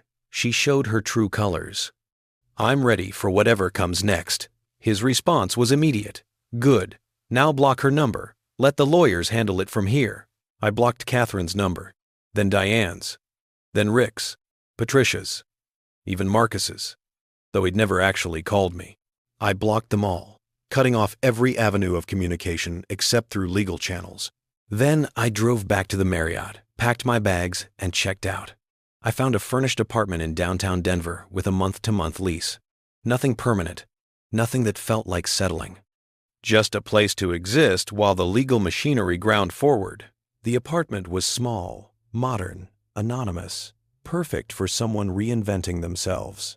I ordered takeout Thai food, expensive, with extra spring rolls because I wanted them. I ate, sitting on the floor, because the furniture wouldn't be delivered until tomorrow, and I felt oddly content in the emptiness. My phone buzzed. Not Catherine, I'd blocked her. Jenny. Danny. I just got a crazy message from Catherine saying you filed for divorce and stole Marcus's truck. Tell me your side. I typed back, I filed for legal separation. The truck is mine. Never transferred title. She's been stealing from our joint account for 18 months. Marcus has been mocking me online for over a year. I'm protecting myself. Good. Proud of you. Need anything? Just time. You've got it. Love you. I set down the phone and looked around my empty apartment. Tomorrow, I'd go to work, start the transition to my new position. The day after, Catherine would be served with separation papers. Within a week, there'd be a hearing to establish temporary orders. The life I'd been living was ending. The life I'd build next was unwritten. But for the first time in 2 years, I was the one holding the pen. The process server delivered the separation papers to Catherine at Boulder Community Hospital on Tuesday afternoon at 2:47 p.m. I know the exact time because Marcus Sawyer texted me. Papers served. Hospital staff confirmed delivery to Catherine Patterson, RN. She signed for receipt. It's official. I was in a meeting with my current team, discussing the transition plan for my accounts when the text came through. I felt my phone buzz in my pocket and ignored it, staying focused on the spreadsheet projected on the conference room wall. Linda Chen, no relation, was walking through the quarterly projections for the Morrison account, and I needed to ensure whoever took over my position understood the nuances. But part of my mind was elsewhere, imagining the moment. Catherine in her scrubs, probably on her lunch break or between patients. A stranger approaching with a manila envelope. Her confusion, then recognition, then the slow dawning horror as she opened the documents and saw the legal language that formalized the end of our marriage. I wondered if her hands shook when she read it, if she felt the same hollow sensation I'd felt when Marcus raised his glass, if she finally understood that I wasn't coming back, wasn't negotiating, wasn't playing the role of desperate husband willing to accept any treatment to avoid being alone. The meeting ended at 3:30. I checked my phone in the hallway. 17 missed calls from blocked numbers. Probably Catherine using the hospital phone since I'd blocked her cell. 3 voicemails. 2 text messages from unknown numbers. Unknown number 1. This is Catherine. Using a friend's phone since you blocked me. We need to talk now. This is insane. Call me immediately. Unknown number 2. Fine. Don't call. But you should know that Marcus is having a breakdown. He's devastated. His truck is gone. His college fund is gone. You've destroyed his life. I hope you're proud of yourself. The college fund. That was interesting. The separation agreement specified that I would retain the $9,247 I'd personally saved for Marcus's education. Given that our relationship had irretrievably broken down, Catherine was framing it as me taking something that belonged to Marcus, rather than me keeping something I'd created. Narrative control. Marcus Sawyer had warned me about this. I didn't respond to either message. Instead, I forwarded them to Marcus Sawyer with a note. Catherine circumventing blocked contact through other phones. Attempting emotional manipulation via Marcus's supposed breakdown. For your information. His response. Document everything. Don't respond. She's establishing her victim narrative. Let her. She's respond. I spent the rest of the afternoon in back-to-back meetings, transitioning responsibilities, documenting processes. The work was tedious, but necessary, and it kept my mind occupied. Every hour that passed was an hour closer to my new position, my new salary, my new life unencumbered by the weight of trying to earn love from people who saw me as an ATM. At 5:15, my work phone rang. The hospital switchboard number. I didn't answer. It rang 3 more times over the next hour. Always the hospital number. Catherine was determined I'd give her that. By the time I left the office at 6:30, I had 43 missed calls from various numbers, 11 voicemails I didn't listen to, and 26 text messages from unknown numbers with increasingly frantic and angry content. My new apartment felt like a sanctuary. The furniture had been delivered that morning. A simple couch, a bed, a small dining table. Nothing fancy, nothing permanent, just functional pieces that would serve until I figured out what came next. I ordered Indian food and opened my laptop. Time to check social media, something I'd been avoiding. If Marcus had been posting about me for over a year, there was a good chance he'd have something to say about the separation. I was right. Marcus's Instagram posted 3 hours ago. When your fake stepdad files for divorce because his feelings got hurt. Imagine being that petty. Imagine stealing from an 8-year-old. My truck, that was a gift. My college fund that was supposed to be mine. This is who Daniel Chen really is. A bitter, vindictive man who couldn't handle being called out. At Daniel Chen, hope you're happy destroying a family. He'd tagged me. My Instagram account that I barely used, that had maybe 3 photos total and 50 followers, was now being bombarded with comments from Marcus's 2,400 followers. Wow, what a psycho. Sorry this happened to you, man. Stepdads are the worst. He sounds like a narcissist, TBH. Can't believe he'd steal from a kid. On and on. A digital mob, armed with half-truths and righteous anger, ready to crucify someone they'd never met based on a story they didn't question. The irony was almost beautiful. Marcus calling me vindictive while posting a public attack designed to destroy my reputation. Marcus accusing me of stealing while he'd been the beneficiary of $23,400 in fraudulent transfers. Marcus claiming I destroyed the family while never once acknowledging his role in that destruction. I took screenshots, added them to my evidence folder. Then I did something I hadn't planned to do. I opened my own Instagram account and typed a response. Not to Marcus's post, because engaging directly would be playing his game, but a post of my own, the first one in 6 months. There are always 2 sides to every story. Sometimes the truth is uncomfortable.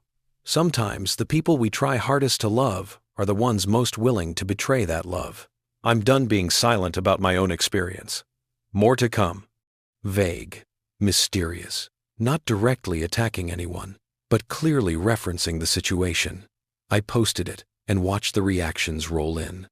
My 50 followers became 60, then 80, then 100, as people from Marcus's post found their way to my profile. curious about the other side. The comments were mixed. Can't wait to hear this. Oh, this is gonna be good. Both sides matter. Stop trying to justify your abuse. That last one stung, but I'd expected it. In the court of social media, the first person to claim victimhood often controls the narrative. Marcus had gotten there first, painted me as the villain. Now I had to either let that story stand or tell my own. Marcus Sawyer would probably advise against engaging publicly. Too risky, too emotional, too likely to backfire. But Marcus Sawyer didn't understand what it felt like to watch yourself be vilified by thousands of strangers while the truth sat locked in a folder on your computer. I wasn't going to post the evidence. Not yet, but I was going to make it clear that there was evidence. That I wasn't some vindictive monster, but a man who'd been pushed to a breaking point and had finally chosen to protect himself. My phone buzzed. Another unknown number. This time I answered, "Stop posting about my son." Catherine's voice was raw, furious. "Delete that post right now." "No, Daniel, I'm warning you." "You're warning me? Your son just posted a public attack on me, tagged my account, sicked his followers on me. He called me petty, vindictive, accused me of stealing. And you're warning me? He's upset. His whole life just fell apart because you couldn't handle your ego being bruised." His whole life? I felt something snap inside me, some last restraint breaking. "Catherine, his whole life consists of living rent-free in your house, driving cars you paid for with money I contributed to, wearing clothes bought with funds stolen from our joint account, and posting about what an idiot I am while I worked overtime to save for his future. His life hasn't fallen apart. His free ride ended. How dare you? How dare I? How dare I finally tell the truth? How dare I stop pretending that the last 2 years weren't exactly what they were, me being used while you and Marcus laughed at how desperate I was? We never." Her voice cracked. "We cared about you. I loved you. You loved what I provided, the financial stability, the father figure you could blame when Marcus acted out, the joint account you could drain whenever Marcus wanted something. That's not love, Catherine. That's convenience." The silence on the other end stretched. When she spoke again, her voice was different, calculated. "If you don't delete that post and drop the separation filing, I'll make sure everyone knows what kind of man you really are." Everyone already knows what kind of man I am, apparently. Marcus made sure of that. "What's your threat exactly? That you'll tell people I'm vindictive? Petty? Too late. I'll tell them you were abusive, that you manipulated me, controlled our finances, made Marcus feel unsafe in his own home." The words hit like ice water. You'd lie. Would I? Or would I just be sharing my truth, the way you're threatening to share yours? Who do you think people will believe? A nurse and her traumatized son, or a bitter ex-husband with a vendetta? This was a side of Catherine I'd never seen. Or maybe I had seen it in moments I'd rationalized away. The way she'd reframe arguments, so I was always apologizing. The way she'd invoke Marcus's needs to justify her wants.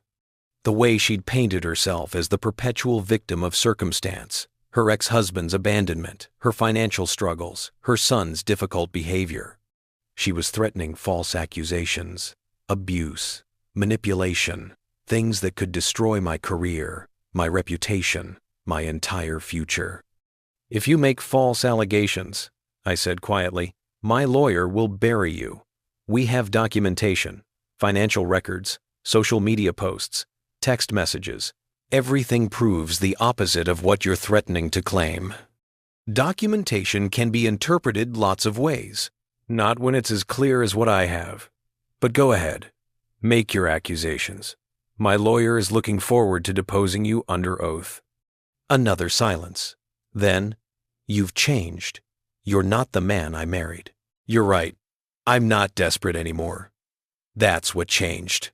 I hung up and immediately called Marcus Sawyer, even though it was after 7 p.m. He answered on the second ring. "I saw the Instagram post. Not what I would have recommended, but the damage is contained. What's wrong?" "Catherine just threatened to accuse me of abuse and financial manipulation if I don't drop the separation and delete my post." "She said this on the phone?" "Yes, Please tell me you recorded it. No, I didn't think X. It's fine. Colorado is a two-party consent state anyway, but from now on, all communication goes through me or through documented channels only. No more phone calls, even if she calls from random numbers. Text only, and save everything. She sounded serious about the accusations. She probably is. It's a common tactic when someone realizes they're losing control. But here's the thing, false accusations in a divorce proceeding are serious. If she makes them, we'll request a hearing specifically to address them, and she'll have to provide evidence. When she can't, it damages her credibility on everything else. So you want her to make the accusations? I want her to make mistakes. And false accusations are about as big a mistake as you can make in family court. Marcus paused. How are you holding up? The question surprised me. We'd been so focused on strategy and documentation that the emotional component had felt secondary. I'm angry, and I'm tired, and I keep second-guessing whether this is all worth it. It's worth it. You're protecting yourself from people who've been exploiting you. That's not petty, Daniel. That's self-preservation. Another pause. The temporary orders hearing is scheduled for Thursday at 10 a.m. That's fast. But the judge had an opening. We'll be arguing for immediate financial boundaries and clarification of asset ownership. Be prepared for Catherine to be there with her own lawyer. She has a lawyer already? As of this afternoon. James Drummond. He's good. Tends to be aggressive. This is going to get uglier before it gets better. After we hung up, I sat in my quiet apartment and let myself feel the full weight of what was happening. In less than a week, I'd gone from married man trying to build a family to divorcing man fighting off accusations of abuse. The velocity of the collapse was stunning. My laptop was still open to Instagram. Marcus had posted again, this time a screenshot of my post with commentary. Look at this manipulative garbage. Two sides to every story is what abusers say when they get caught. Don't let him fool you. He's showing his true colors. Abuser.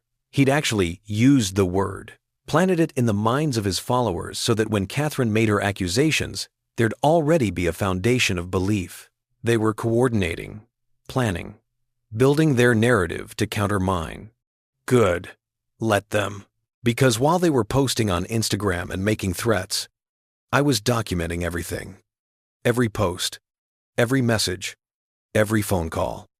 I was building a case that didn't rely on emotional manipulation or public opinion, but on facts, data, evidence that could be presented in a courtroom where feelings mattered less than documentation. I opened a new document and started writing. Not a social media post, but a timeline. Every significant event in my relationship with Catherine and Marcus, dated and detailed. Every red flag I'd ignored. Every moment of disrespect I'd rationalized. Every dollar I'd spent trying to earn something that was never going to be given freely. The document grew to 12 pages.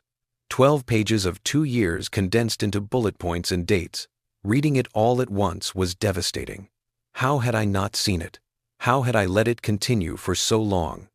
But I knew how. Because I'd wanted so badly to believe in the family we could become that I'd ignored the family we actually were. Because I'd confused investment with love, spending with caring, persistence with commitment. I'd been building a house on sand, and I'd been so focused on the construction that I hadn't noticed the foundation washing away. My phone buzzed. Jenny, I saw the Instagram posts. Both of them. Are you okay? Define okay. Not in jail, not doing anything stupid, not spiraling. Then yes, I'm okay. Danny, be careful. I know you have evidence, but social media fights never end well. These things get screenshotted, taken out of context, used against you. I know, but I'm tired of being silent while they control the story. I get that. Just remember the goal. The goal is to get out with your dignity and your assets intact, not to win a public opinion war with a teenager and his enabling mother. She was right. I knew she was right. But there was something seductive about fighting back publicly, about refusing to be the silent victim while they painted themselves as the wronged parties. The hearing is Thursday, I said, changing the subject. Temporary orders. My lawyer thinks we'll win on the financial stuff. And the truck? Stays in storage until the final settlement, but it'll be confirmed as my property. Good. That truck has become symbolic. Don't let them take it back. We talked for another 20 minutes about everything except the divorce. Her kids, her job, her plans for Thanksgiving. Normal life continuing for people whose marriages weren't imploding in real time on social media. After we hung up, I made a decision. I opened Instagram and drafted another post. This one was more direct. Some clarifications, since we're apparently doing this publicly. The truck was titled In My Name, never transferred, legally my property. The college fund was created and funded entirely by me. Approximately $9,200 saved over 18 months. I've discovered significant unauthorized transfers from our joint account, over $23,000 taken without my knowledge or consent under false pretenses. I have documentation for all of this. Bank statements, titles, receipts. I'm not the villain in this story. I'm someone who finally stopped accepting unacceptable treatment. I won't be posting about this situation again. If anyone wants the full story, it'll be told in court, with evidence, under oath, not on social media, where truth is optional. I read it 3 times, checking for anything that could be used against me. It was factual, not emotional, specific, without being vindictive, and it made clear that I had receipts. I posted it. The response was immediate. Within 5 minutes, I had 50 new comments. Some supportive, some attacking, some demanding proof. Show the receipts then. $23K unauthorized? That's theft. Why didn't you say this before? Still sounds like you're just bitter. If you have evidence, why are you posting on Instagram instead of court? That last comment was fair. Why was I posting on Instagram? Because I was human. Because being called an abuser and a thief by people who'd never met me hurt. Because watching Marcus play victim while being the primary antagonist was infuriating. Because sometimes the high road feels like surrender. But Jenny was right. The goal wasn't to win on social media. The goal was to extricate myself legally, protect my assets, and move forward with my life. I turned off Instagram notifications and put my phone face down on the table. Whatever happened in the comments section didn't matter. What mattered was Thursday's hearing, the legal strategy, the documented evidence that would tell the story better than any social media post could. Outside my window, Denver was lit up against the dark sky. Millions of people living their lives, having their own dramas, fighting their own battles. My crisis felt enormous to me, but to the world, it was just another divorce, just another family breaking apart. Tomorrow I'd go to work, continue the transition, act normal while my marriage dissolved in court filings and Instagram posts. Thursday I'd go to court, face Catherine for the first time since walking out of that dinner. See her lawyer try to paint me as the bad guy, while my lawyer presented evidence of who'd actually been wronged. And eventually, days, weeks, months from now, this would all be over. The legal machinery would reach its conclusion. The assets would be divided. The marriage would be officially ended. And I'd be free to build a life where respect wasn't something I had to earn through spending, where love wasn't transactional, where family meant more than financial provider. But first, I had to survive Thursday. Thursday morning arrived with snow. Not the picturesque kind that makes Colorado look like a postcard, but the wet, heavy snow that turns streets into slush and makes everything gray and miserable. I took it as an omen, though of what I wasn't sure. I dressed carefully. Charcoal suit, white shirt, navy tie, professional but not aggressive. Marcus Sawyer had coached me on courtroom presence. Calm, respectful, factual. You're not trying to win sympathy, he'd said. You're trying to demonstrate that you're the reasonable party here. Let the evidence do the heavy lifting. The Boulder County Justice Center was a modern building, all glass and concrete, designed to look accessible and transparent. I'd driven past it hundreds of times without thinking much about it. Now it felt like the only building in the world that mattered. Marcus met me in the lobby at 9:30. He carried a leather briefcase that looked expensive and well-used, the kind that suggested competence through sheer longevity. You ready? As I'll ever be.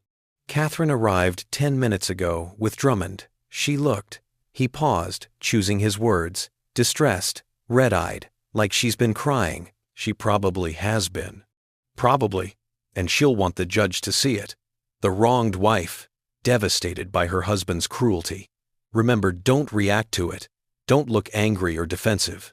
You're here to present facts, not feelings. We went through security, rode the elevator to the 3rd floor, found courtroom 3C. The hallway outside was quiet, except for a few lawyers conferring with clients in low voices.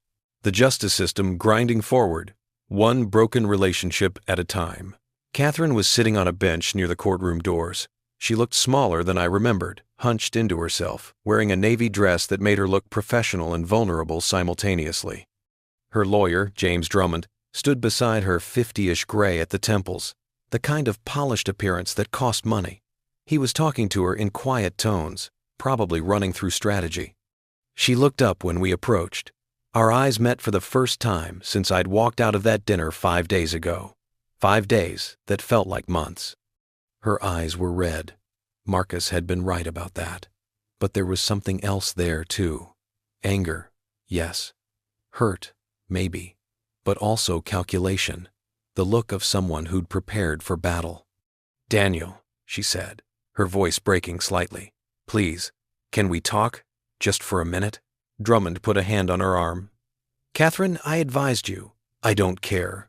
This is insane. Daniel, please, before we go in there." Marcus Sawyer stepped slightly in front of me. "My client and I will be reviewing our materials. If you'd like to discuss settlement, I'm happy to speak with Mr. Drummond." "I don't want to talk to lawyers," Catherine said, her voice rising. "I want to talk to my husband." "Estranged husband," Marcus corrected gently. "And anything you need to communicate can go through appropriate channels." The bailiff opened the courtroom doors. "Judge Morrison is ready. Patterson versus Chen, temporary orders hearing." The courtroom was smaller than I expected. Television had taught me to expect grand spaces with high ceilings and dramatic lighting. This was functional fluorescent lights, generic wood paneling, a Colorado state flag in the corner. The Honorable Catherine Morrison sat behind the bench, mid-60s.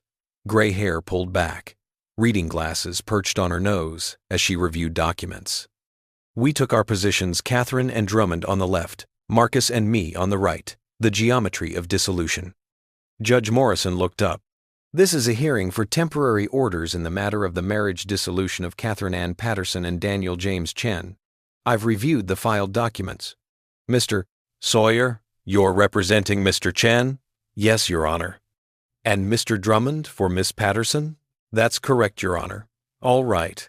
This is a temporary orders hearing, which means we're establishing interim guidelines while the divorce proceeds.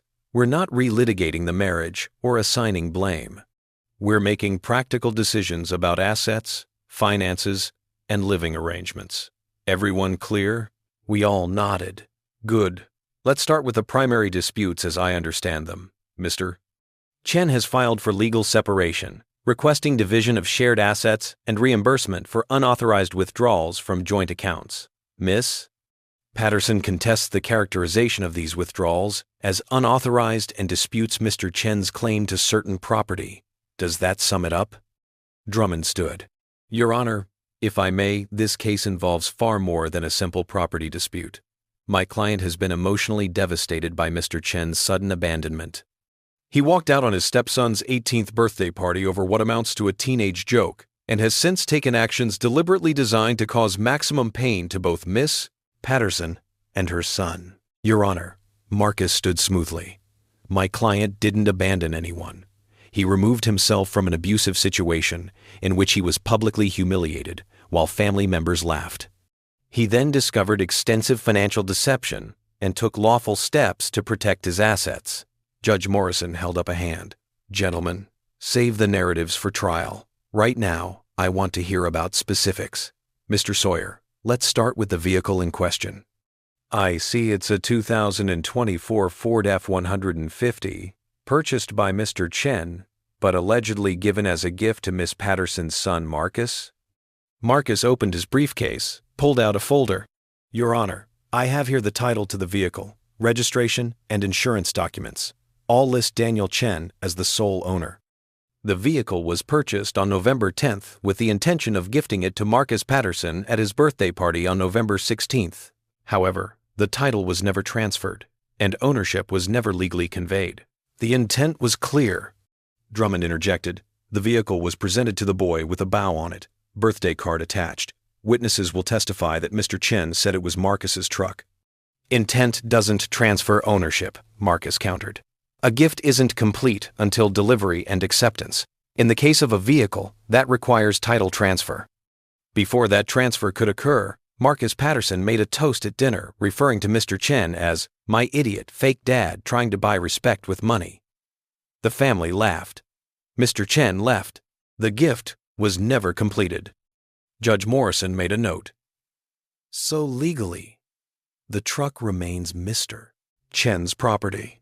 Yes, Your Honor. Where is the vehicle now? In a secured storage facility, paid through February. And Mr. Chen's intention regarding the vehicle? To retain ownership pending divorce settlement, possibly to sell it and recoup some of his losses from the marriage. Drummond stood again. Your Honor, this is vindictive. The truck was a gift to an 18-year-old boy who's now without transportation to his job, to college visits, to his daily life. Mr. Chen is using it as leverage to punish a child for hurting his feelings. The child, Marcus said evenly, is legally an adult who has been posting derogatory content about my client on social media for over 18 months. I have exhibits, Your Honor, if you'd like to see them. Not necessary for this hearing. The truck is titled to Mr. Chen, which means it's his property regardless of his intentions regarding it. Miss Patterson, do you dispute that your son made the statement Mr. Chen alleges? Catherine stood. She was shaking slightly. Your Honor, Marcus was joking. It was a joke. Daniel took it the wrong way, and, Miss Patterson, I asked if the statement was made. Yes or no? Yes, but... Thank you. Judge Morrison made another note. Moving on. Mr. Sawyer, your client alleges unauthorized withdrawals from a joint account? Yes, Your Honor. Marcus pulled out another folder, this one considerably thicker. I have documentation here of 27 separate transfers from the joint account of Miss An Patterson and Mr. Chen to Marcus Patterson, totaling $23,400 over an 18-month period. Each transfer was made by Miss Patterson with stated purposes that Mr. Chen has since discovered to be false. False how? For example, on March 15th, Miss Patterson withdrew $800 with the explanation to Mr. Chen that it was for Marcus's car repairs. However, Marcus posted on Instagram that same week showing newly purchased limited edition sneakers that retail for approximately $600. On April 22nd, Miss Patterson withdrew $1,200 for college application fees that Mr. Chen had already paid directly to the universities. I have receipts proving his payment and screenshots proving the fees were already covered. Judge Morrison looked at Catherine. Miss Patterson, did you withdraw these funds? Yes, Your Honor, but they were for Marcus. He needed. Did you tell Mr. Chen the truth about what the money was for? Catherine's lawyer whispered something to her. She looked down. Not always. Not always, or not ever. I may have simplified things. Daniel was very particular about money, about what was necessary versus what Marcus wanted. And so you lied about the purposes to circumvent his input on joint financial decisions. I wouldn't call it lying. I was protecting my son from Daniel's judgment by taking money under false pretenses from an account you shared with your husband. Judge Morrison's tone was dry. Miss Patterson, a joint account means joint decision-making. Taking money without truthfully communicating its purpose is, at minimum, financially deceptive. Drummond stood quickly. Your Honor, my client was in an impossible position. Mr. Chen was controlling about finances, requiring justification for every penny spent on Marcus. She was trying to parent her son while managing her husband's unreasonable expectations. Do you have evidence of this financial control? Judge Morrison asked. Bank statements showing Mr. Chen denied reasonable requests? Documentation of this pattern? Drummond hesitated. It's more. Miss Patterson can testify to the emotional climate that made her feel she couldn't be honest. Emotional climate isn't documentation, Mr. Drummond. Do you have evidence or not? Not documentary evidence. No. Then I'm accepting Mr. Sawyer's documentation as factual for purposes of these temporary orders. Judge Morrison looked at Catherine. Miss Patterson, you withdrew $23,400 from a joint account under false pretenses. That money will be considered a debt you owe Mr. Chen to be addressed in the final divorce settlement. Catherine's face crumpled. That money went to my son for his needs. Your son's wants, apparently, based on the examples Mr. Sawyer provided. Regardless, it was joint money taken without honest communication. Next issue, the college fund. Mr. Issue, it's to stare. Chen alleges he established and funded a college savings account for Marcus. Marcus nodded. Yes, Your Honor. Here's the account documentation. Opened in Mr. Chen's name only. $500 monthly contributions for 18 months. Current balance is $9,247. And you're claiming sole ownership of these funds? Given that the relationship between Mr. Chen and Marcus has broken down irretrievably, yes, the funds were saved by Mr. Chen for Marcus's benefit, but were never legally transferred to Marcus. They remain Mr. Chen's property. Drummond was on his feet. Your Honor, this is unconscionable. That money was saved specifically for Marcus's education. To take it now is pure spite. The money was saved by Mr. Chen in his own account for a boy who, according to social media evidence, has been calling him fake dad and the wallet for over a year. A boy who publicly humiliated him at a birthday dinner. Is Mr. Chen required to fund the college education of someone who treats him with contempt? He's a parental figure. He has obligations. He was never a legal parent, never adopted Marcus, never had any legal relationship with the boy beyond being married to his mother. And that marriage is ending. Marcus's voice was firm. Mr. Chen saved that money willingly when he believed he was building a family. Now that it's clear that family never truly existed, he's entitled to his own savings. Judge Morrison reviewed her notes. I agree. The college fund remains Mr. Chen's property. If he chooses to use it for Marcus's education, despite the broken relationship, that's his choice, but he's not legally obligated to do so. Catherine was crying openly now. You're destroying his future. You're taking everything from him. I'd been silent through the entire hearing, following Marcus's advice to stay calm and let the evidence speak. But this, the accusation that I was destroying Marcus's future, finally broke through my restraint. Your Honor, I said quietly, may I speak? Judge Morrison looked surprised, but nodded. Briefly, Mr. Chen. I stood. Catherine was staring at me, tears streaming down her face, and I felt a flash of the love I'd had for her.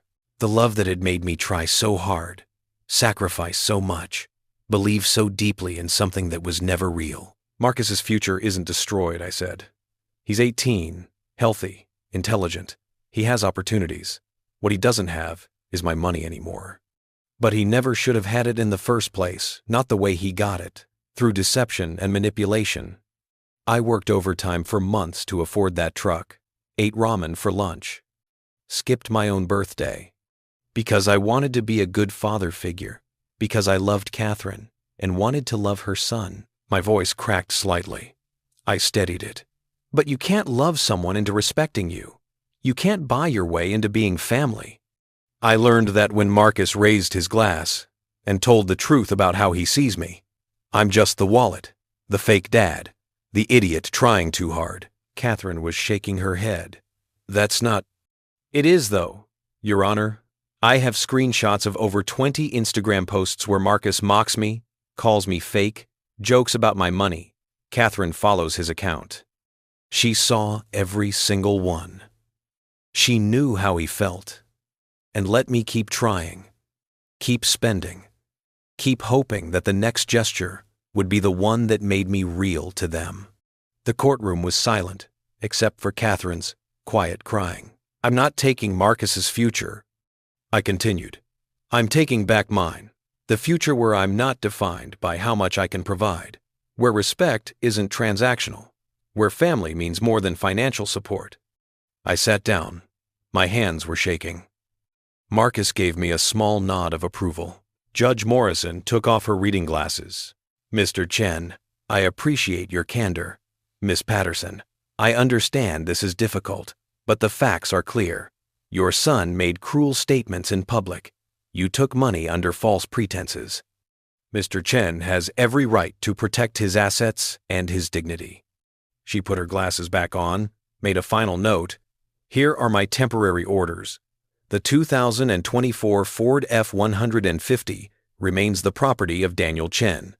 The college fund remains the property of Daniel Chen. Catherine Patterson is ordered not to access the joint checking account except for previously agreed upon household expenses, and both parties will maintain receipts for any withdrawals. The debt of $23,400 will be addressed in the final divorce settlement. Drummond started to object. Judge Morrison held up a hand. I'm not finished. Both parties are ordered not to disparage each other on social media or in public forums. Any violations will be considered contempt of court. Mr. Feld. Chen will continue to vacate the marital residence. Miss Patterson retains possession. Both parties are encouraged to settle remaining issues through mediation before we proceed to trial. She closed the file folder with a decisive sound. Temporary orders granted as requested by petitioner. Next hearing scheduled for January 15th for status conference. Unless there are emergency motions, I don't want to see you back here before then. Work with your lawyers, try to settle this like adults, and stop playing out your marriage drama on Instagram. Understood? Yes, Your Honor. We all said. Good. We're adjourned. The gavel came down. Just like that, it was over. Catherine was sobbing into Drummond's shoulder. Marcus was packing up his briefcase, looking satisfied but professional, and I was sitting there, feeling like I'd just survived something I didn't know I had the strength for. We left the courtroom separately. Catherine and Drummond went first, her leaning heavily on his arm like she couldn't walk on her own. Marcus and I waited 5 minutes before heading out, avoiding them in the hallway. In the elevator, Marcus finally smiled. That went better than I expected. Judge Morrison isn't usually that definitive in temporary orders. You must have made an impression with your statement. I didn't plan to speak. I know, but it was effective, human, honest, not vindictive. The judge saw you as the reasonable party, which is exactly what we needed. We stepped out into the lobby. The snow was still falling outside, heavier now, covering everything in white. Clean. New. What happens next? I asked. Next, we wait. Catherine has until January 15th to decide if she wants to contest the separation or move forward with a simple divorce. Given that she lost on every point today, my guess is she'll try to settle, but that's her choice. And if she doesn't, then we go to trial, present all this evidence again, and a judge makes final decisions. But trials are expensive and emotionally draining. Most people settle. I nodded, processing. The college fund, am I really keeping it? Marcus looked at me seriously. That's up to you. Legally, it's yours. Morally. He shrugged. You saved it for Marcus's education. If you want to honor that original intent, despite everything, you can. But you're under no obligation to fund the future of someone who treated you like garbage. I need to think about it. Take your time. Nothing has to be decided today. We parted ways in the parking lot. Marcus back to his office, me to my car, sitting in the cold interior while snow accumulated on the windshield. I should have felt victorious. I'd won every point in that hearing. The judge had sided with me completely, validated my evidence, acknowledged Catherine's deception, but I didn't feel victorious. I felt exhausted, sad, like winning in court didn't erase the loss of what I'd hoped the marriage would be. My phone buzzed. An unknown number, probably Catherine calling from yet another phone to circumvent my blocks. I almost didn't answer. But something made me look. The text was from Marcus, not Marcus Sawyer, but Marcus Patterson. How he got my new number, I didn't know. You won. Hope you're happy. You destroyed my family and took everything from me. I hope it was worth it. I stared at the message for a long time. Then I typed a response. Deleted it. Typed another.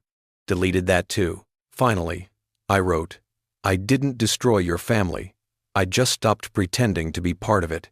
There's a difference. I hit send and immediately blocked the number. Started my car. drove back toward Denver through the snow, windshield wipers keeping rhythm like a heartbeat, like time passing, like the steady forward movement of a life that was finally, entirely my own. The temporary orders were just the beginning. The divorce would take months, but I'd survived the first battle, presented my evidence, told my truth, maintained my dignity. Whatever came next, I'd be ready for it. The wallet had closed. The fake dad had left. The idiot trying to buy respect had finally learned you can't purchase what should be freely given. And Daniel Chen, just Daniel, not defined by his relationships or his role or his usefulness, was driving forward into his own future. The snow kept falling. The city disappeared behind me. And I kept driving. The week after the hearing passed, in a strange blur of normalcy, I went to work, transitioned my accounts, attended meetings, acted like a person whose life wasn't being legally dismantled in real time. My colleagues didn't know about the separation yet, not because I was hiding it, but because it hadn't come up. Work was work. Personal was personal. The walls between them felt like a mercy.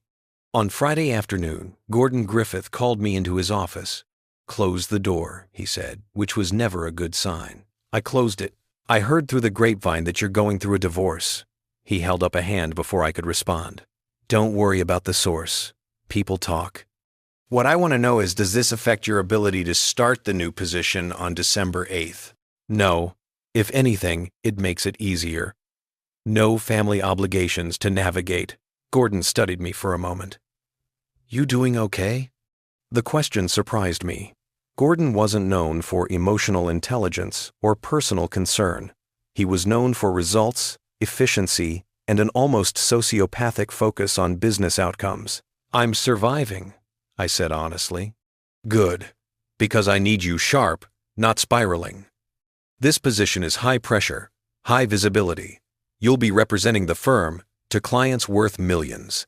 I can't have you falling apart in meetings or making mistakes because your personal life is a disaster." "Understood." That said, Gordon leaned back in his chair. "Divorce is hell. I've been through 2 of them. Both times I thought I'd lose my mind. What got me through was work. Focusing on what I could control. Building something that was mine, that no judge or ex-wife could touch." He paused. "So here's what I'm offering.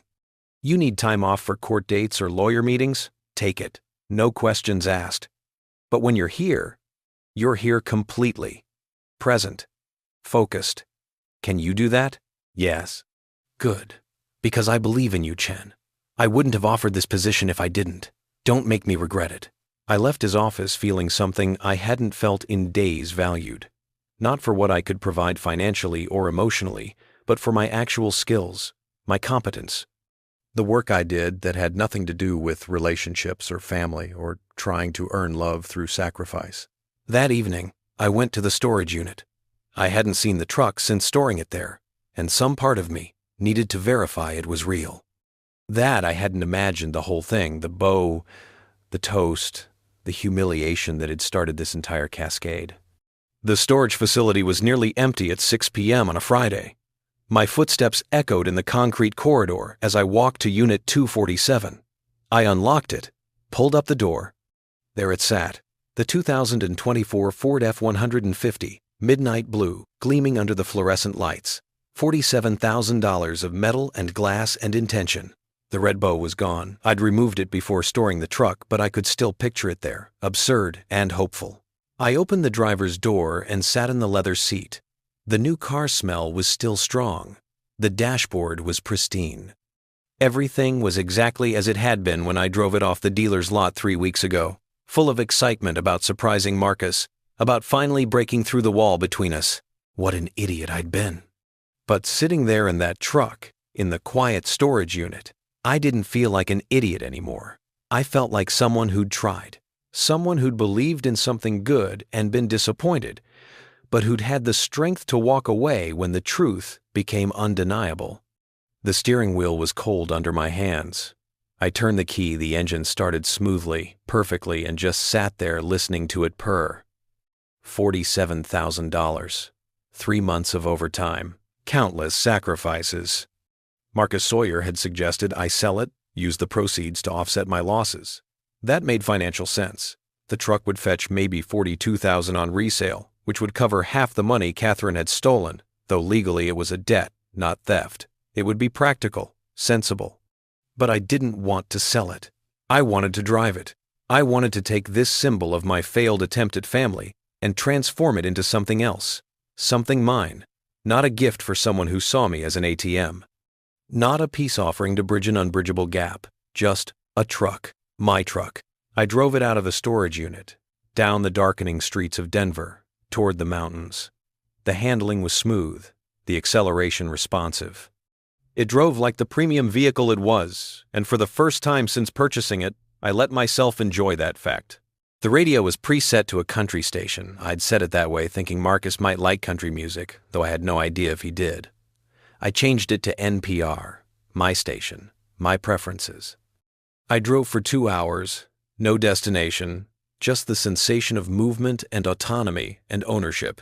By the time I returned to my apartment, something had settled in my chest. A decision, though I hadn't consciously made it. I was keeping the truck. Not out of spite, though, there was definitely an element of satisfaction in it, but because I'd earned it, because I deserved something beautiful that was entirely mine.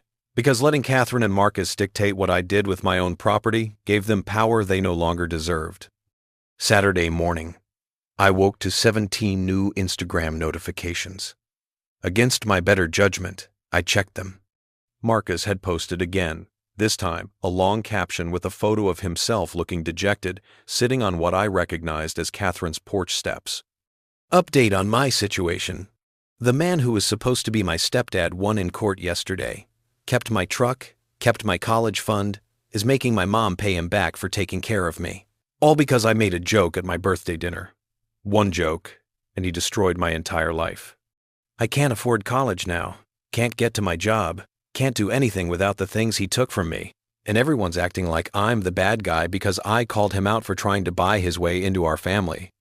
I'm 18. I'm supposed to be starting my life. Instead, I'm watching everything fall apart because a grown man couldn't handle his ego being hurt. If anyone knows about scholarship opportunities or job opportunities or just wants to help, please DM me. I'm desperate here. The post had over 800 likes, hundreds of comments offering sympathy, condemnation of me, promises to share his story. Someone had even started a GoFundMe link in the comments, "Help Marcus recover from financial abuse." I took screenshots, added them to my ever-growing evidence folder. Then I called Marcus Sawyer. "I saw it," he said before I could explain. "Multiple clients have forwarded it to me. He's escalating. There's a GoFundMe now. People are donating money." That's his right. Crowdfunding isn't illegal, even if the story is misleading. What concerns me more is the continued violation of the judge's order. She specifically said, "No public disparagement." Is an Instagram post disparagement? When it claims you destroyed his life and calls your legal actions financial abuse? Yes, that's defamatory and violates the court order. We can file a motion for contempt. Will that help or just make things worse? Marcus was quiet for a moment. Here's the reality, Daniel. Every time we take legal action, he'll frame it as more evidence of your cruelty. The narrative he's building is that you're a vindictive man destroying a kid's future. Filing for contempt reinforces that narrative to his followers, even if it's legally justified. So what do I do? Just let him lie about me? You let him expose himself. People who are paying attention can see the pattern he makes: cruel jokes, faces consequences, then claims victimhood. The more he posts, the more obvious it becomes. Meanwhile, you stay quiet, dignified, and let the legal process handle it. It was good advice, strategic advice, but it felt like losing, letting Marcus control the story while I said nothing. One more thing, Marcus continued. The GoFundMe. If he raises significant money based on false claims about you, we might have grounds for a civil suit. Keep tracking the donations. After we hung up, I did exactly that. The GoFundMe had raised $1,247 in 6 hours. The story was titled, "Help Marcus Rebuild After Stepdad's Betrayal." and repeated the same misleading narrative. Daniel was vindictive, cruel, had taken everything from an innocent teenager over a joke. Each donation came with a comment. "Stay strong, kid. Sorry you're going through this. Your stepdad is a monster. Sending prayers and money." Reading them made my stomach hurt. Not because I cared what strangers thought. They didn't know me, didn't know the truth. But because Marcus was profiting from a false narrative while I sat silently and watched it happen. My phone rang. "Jenny, please tell me you're not reading those Instagram comments," she said without preamble. "How did you know?" "Because I'm reading them, and they're making me want to throw my phone through a window. Danny, you need to stop looking at this stuff. It's not good for you. He's raising money by lying about me." And people believe him because his story is simpler. Evil stepdad versus innocent kid. It's a better narrative than the truth, which is complicated and messy and requires understanding, nuance. So I just accept it? You accept that you can't control what other people believe. You did the right thing in court. You protected yourself. That's what matters. Easy for you to say. Your reputation isn't being destroyed online. Danny, Jenny's voice gentled. Your reputation among people who matter, your colleagues, your real friends, your family, is fine. The opinion of strangers on Instagram who've never met you, that's not worth your mental health. She was right. I knew she was right. But knowing something intellectually and feeling it emotionally were two different things. We talked for another 30 minutes. Jenny told me about her kids, about her husband's new job, about the plans for Thanksgiving. Normal family stuff that reminded me life existed outside the divorce drama. "Are you coming to Phoenix for Thanksgiving?" she asked. "The offer stands. The kids would love to see Uncle Danny. Thanksgiving was in 5 days. I hadn't thought about it, hadn't made plans. In previous years, I'd spent it with Catherine's family awkward affairs, where I'd tried too hard to fit in, and they tolerated my presence because Catherine wanted me there. "I don't want to impose," I said. "You're family. You can't impose on family. Come, eat too much turkey. Let my kids distract you from thinking about the divorce. It'll be good for you." "Okay," I decided suddenly. "Yes, I'll come." "Perfect. I'll send flight options." "And Danny, I'm proud of you. What you're doing, standing up for yourself, refusing to accept mistreatment, that takes real strength." After we hung up, I booked a flight to Phoenix for Wednesday evening, 4 days away from Denver, away from the storage unit and the Instagram posts and the weight of everything that was ending. Sunday, I went to the gym for the first time in weeks, ran on the treadmill until my legs burned and my lungs ached and my mind went blessedly blank. Lifted weights until my arms trembled. Stood under the shower afterward feeling physically exhausted but mentally clearer. My body was still mine. My strength was still mine. The divorce was taking my marriage, but it wasn't taking everything. Monday morning, I arrived at work to find an email from HR. Subject line, "Sensitive matter requiring discussion." My stomach dropped. I went straight to the HR director's office. Brenda Martinez was in her 40s, professional, with the kind of warm competence that made difficult conversations slightly less awful. "Daniel, thanks for coming in. Close the door, please." I closed it and sat down, already knowing what this was about. I received a phone call Friday afternoon. Brenda began carefully, "From a woman who identified herself as your wife. She expressed concerns about your mental state and suggested that you might be a risk to yourself or others." There it was. Catherine's nuclear option. Not content with fighting in court, she tried to sabotage my job. "My estranged wife," I corrected. "We're separated and in the process of divorcing." I gathered that from the conversation. She was quite emotional. Mentioned that you'd had a breakdown, walked out on family obligations, were behaving erratically. Did she mention that her son publicly humiliated me at his birthday party? That I discovered she'd been stealing from our joint account? That a judge ruled in my favor on every point in our temporary orders hearing? Brenda's expression shifted subtly. She didn't mention those details. "No. I'm happy to provide documentation. Court records, bank statements, Everything. My lawyer has it all compiled. That won't be necessary. I'm not investigating your personal life, Daniel. I'm investigating whether there's any workplace concern. Have you felt unstable? Have you had thoughts of harming yourself or others? No. I've been through a difficult week, but I'm managing it appropriately. Therapy starts Wednesday, actually. I'm taking care of my mental health. That was true. I'd scheduled my first appointment with a therapist Marcus Sawyer had recommended, someone who specialized in divorce, recovery, and family trauma. Brenda nodded. Good. That's exactly what I wanted to hear. Here's the thing, this isn't the first time I've seen a situation like this. Someone going through a contentious divorce tries to weaponize the workplace. It's a way to exert control when they're losing it everywhere else. So what happens now? Now, I document this conversation. Note that you're emotionally stable and seeking appropriate support. And if your wife calls again, I'll politely decline to engage. Your personal life is yours. As long as it doesn't impact your work performance. And from what I can see, it hasn't. It's not HR's concern. Relief washed through me. Thank you. One more thing.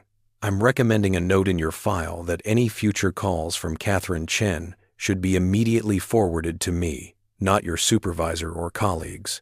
That protects you from her trying to spread her narrative through other channels. I left Brenda's office feeling simultaneously grateful and furious. Grateful for HR's professionalism, furious that Catherine had tried this tactic at all. This was beyond fighting for assets or custody. This was attempting to destroy my livelihood. I forwarded the information to Marcus Sawyer immediately. His response was swift. This is documented harassment and potentially tortious interference with employment. Add it to the file. If she does it again, we pursue a restraining order. Tuesday evening, I drove to Catherine's house. Not to see her, I'd called ahead to confirm she was at work, but to collect the last of my belongings. My books, my clothes, my personal items that I'd left behind in the chaos of walking out. The house looked the same from the outside. Same porch, same windows, same door I'd walked through 1,000 times thinking it was home. Now it was just a building where someone else lived. I used my key, still had it, technically still a resident, until the divorce finalized and stepped inside.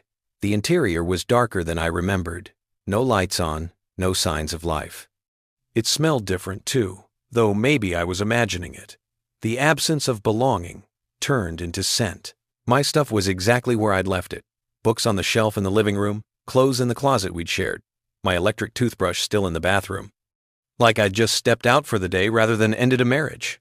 I worked quickly, filling boxes with items that were undeniably mine. No shared gifts, no disputed property, just things I'd owned before the marriage or purchased independently during it. By 8 p.m., I had everything loaded in the truck. As I was closing the tailgate, headlights swept across the driveway. Catherine's car. She parked and got out slowly, like she was afraid of spooking me. Or maybe she was just tired. She looked exhausted, older than her 37 years, wearing scrubs with visible stains, coffee or blood. I couldn't tell. Daniel, she said.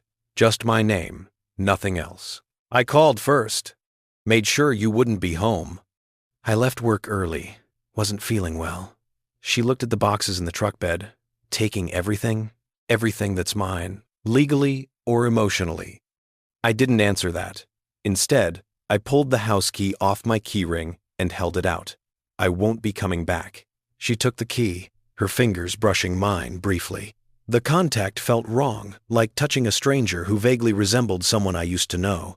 You called my work, I said. Told them I was unstable. I was worried about you. No, you weren't. You were trying to get me fired. That's not. She stopped, her eyes filling with tears. I don't know what I was doing. I'm scared, Daniel. The house payment is due. I have bills.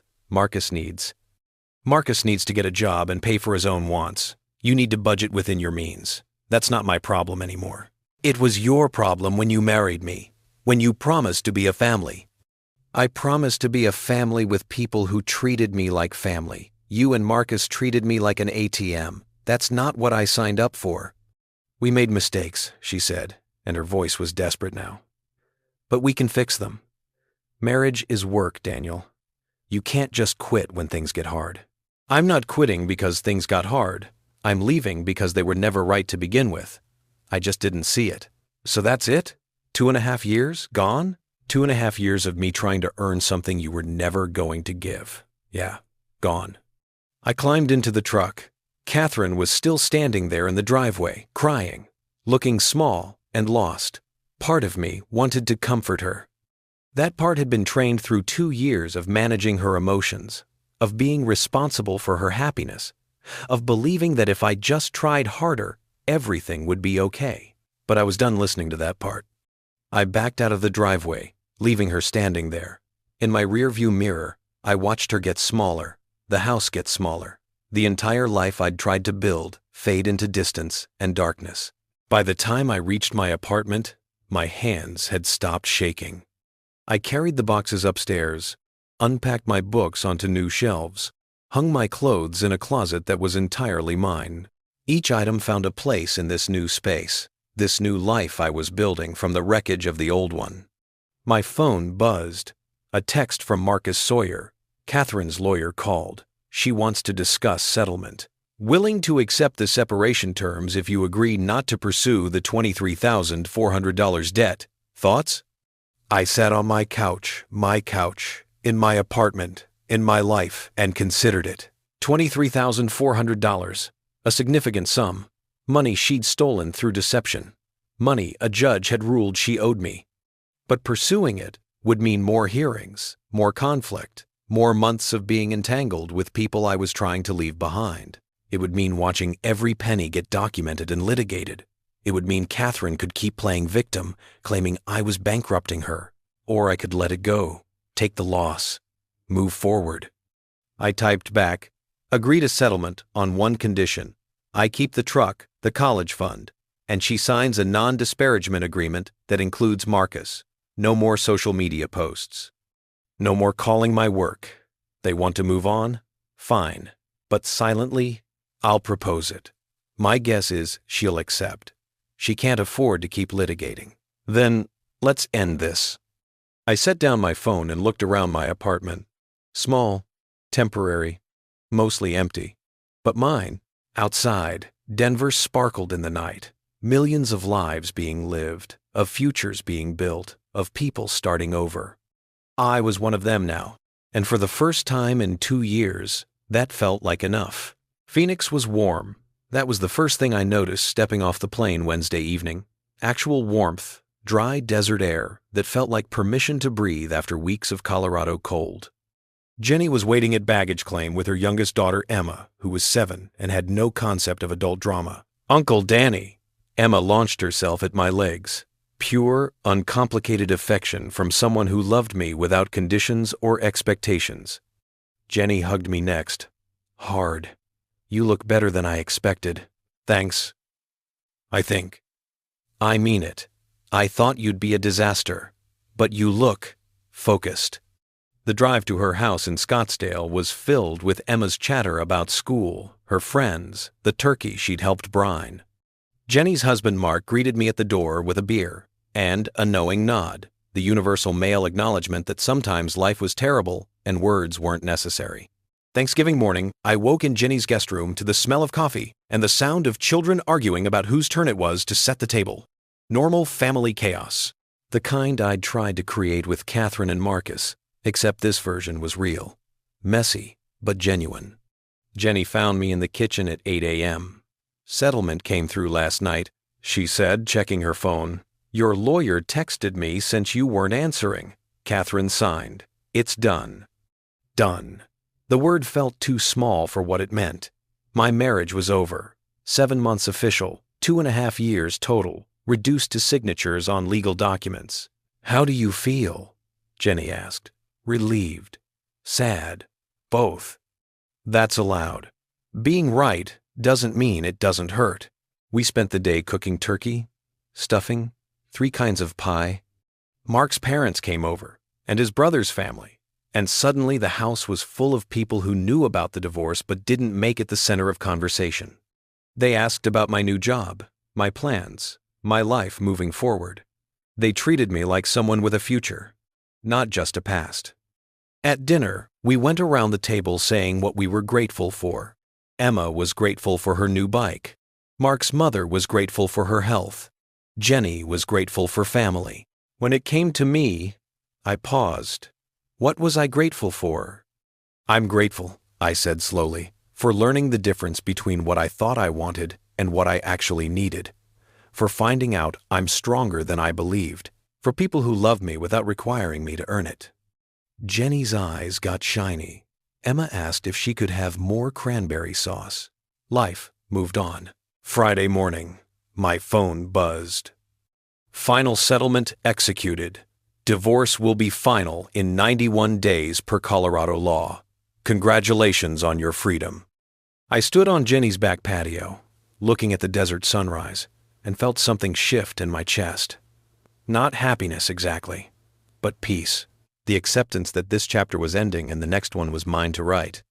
Catherine had signed the non-disparagement agreement. Marcus had taken down the GoFundMe, probably as part of the settlement terms. The Instagram posts remained, but they no longer mattered. They were artifacts of a story that was over. I texted back, "Thank you for everything." Then I opened my email and confirmed my start date for the director position, December 8th, 11 days away. A new role, a new salary, a new life, where I was valued for what I contributed, not what I could be drained for. The desert sun climbed higher, turning the sky from pink to blue to brilliant white. Behind me, I heard Emma calling that breakfast was ready. I turned away from the past and walked back into the present, where family meant something true, where love wasn't transactional, where I could finally just be Daniel. Not the wallet, not the fake dad, not the idiot trying too hard, just me. And that was enough. December 8th arrived with perfect clarity. No clouds, no snow, just crystalline winter air, and the kind of cold that felt cleansing rather than punishing. My first day as Director of Financial Operations. My first day of the life I'd been building toward since that toast shattered everything. The Denver office was on the 23rd floor of a glass tower downtown, with views that stretched to the mountains. My office, my actual office, with a door and a window, and my name on a placard, felt surreal. Gordon had already filled the space with the essentials. Dual monitors, ergonomic chair, a coffee maker, because he knew I lived on caffeine. "Welcome to the big leagues," Gordon said, leaning against the doorframe. "Your team is meeting in Conference Room B in 30 minutes. I suggest you spend that time not freaking out." "I'm not freaking out." "You're gripping that coffee mug like it's the only thing keeping you tethered to reality. Relax, Chen. You earned this." The meeting went well. My team was sharp, motivated, surprisingly welcoming. We discussed ongoing projects, client relationships, strategic priorities for Q1. I fell into the rhythm of it easily. This was what I was good at, what I'd always been good at. Numbers and patterns and finding truth in data. During lunch at my desk, I finally opened Instagram. I'd avoided it since Phoenix, focusing instead on work prep and apartment hunting. But curiosity won. Marcus's profile was still public. The victim posts were still there, but nothing new. The GoFundMe link was gone. In its place was a post from 3 days ago.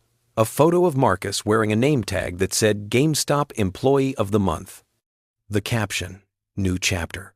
Grateful for the opportunity to work and support myself. Learn some hard lessons about independence. Growing up is rough, but necessary." No mention of me. No mention of the truck or the college fund or the divorce.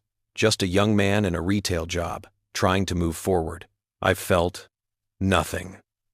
Not satisfaction, not vindication, not even residual anger. Just a distant acknowledgement that he was figuring out his life and I was figuring out mine, and those paths no longer intersected. Catherine's Instagram was private now. I couldn't see it, didn't want to.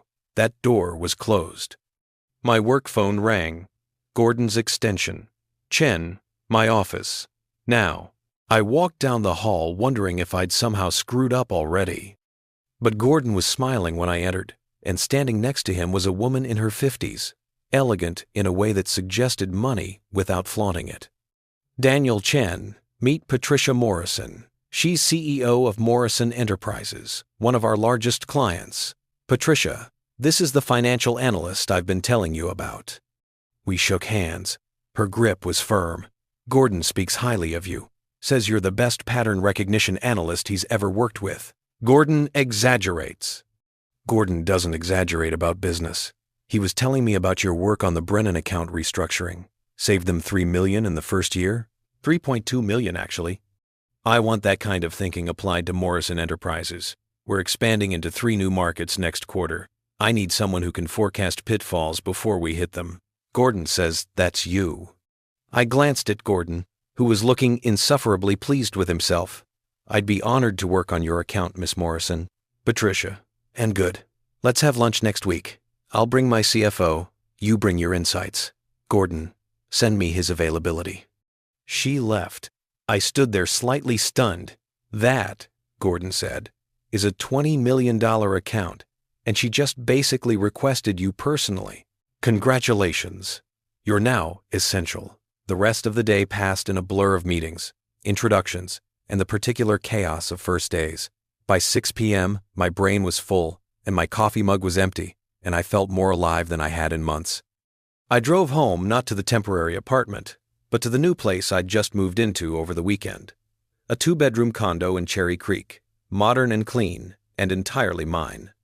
The second bedroom I'd converted into an office, and that's where I found myself after dinner, opening my laptop not for work but for something else. The college fund, $9,247 sitting in an account, legally mine, ethically complicated.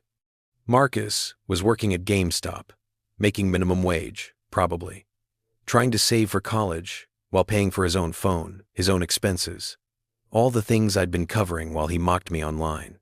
I could keep the money.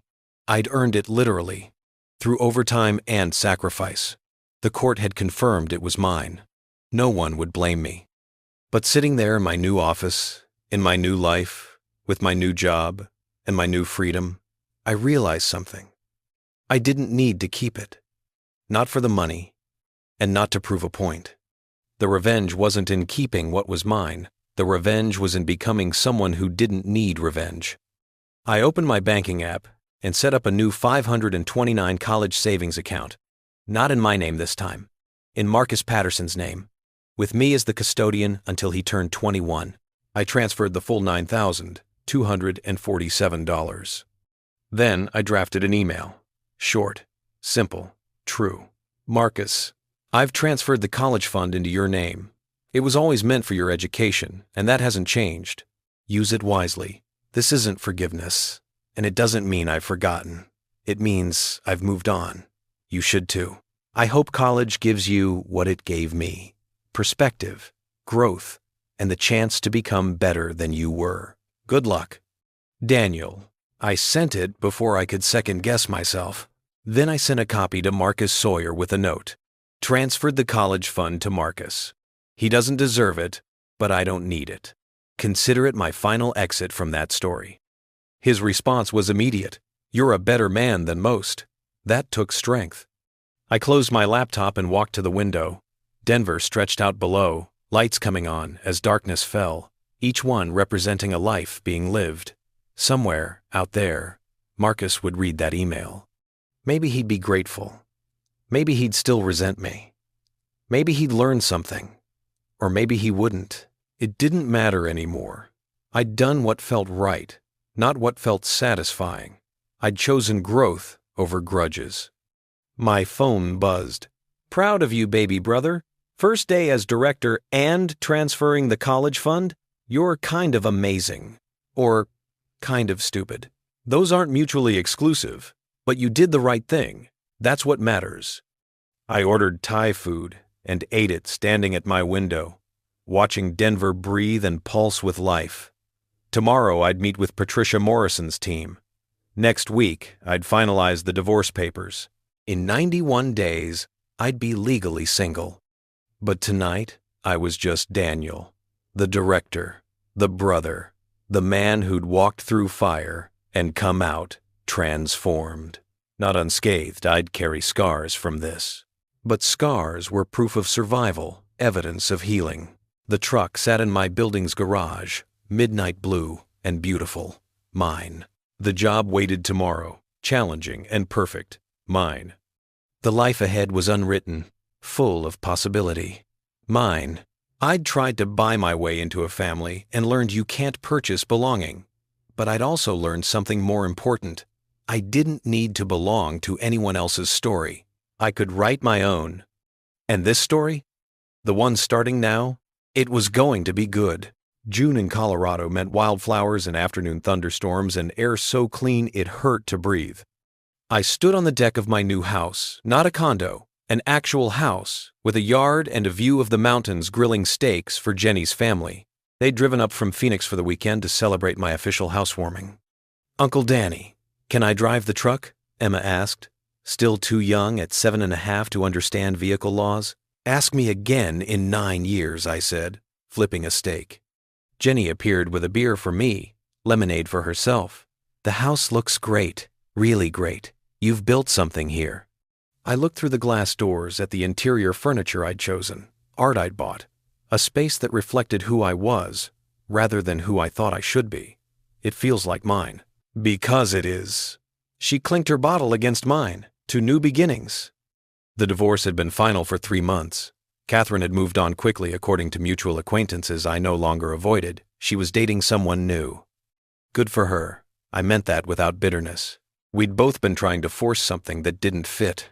Now, we were both free to find something that did.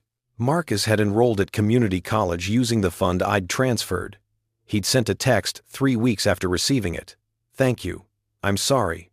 I'm trying to be better." I'd replied, "Good luck." That was enough. We'd never be family. We'd never have the relationship I'd once hoped for. But we'd reached something better than continued warfare. We'd reached indifference. He was living his life, I was living mine, and neither required the other's participation or approval.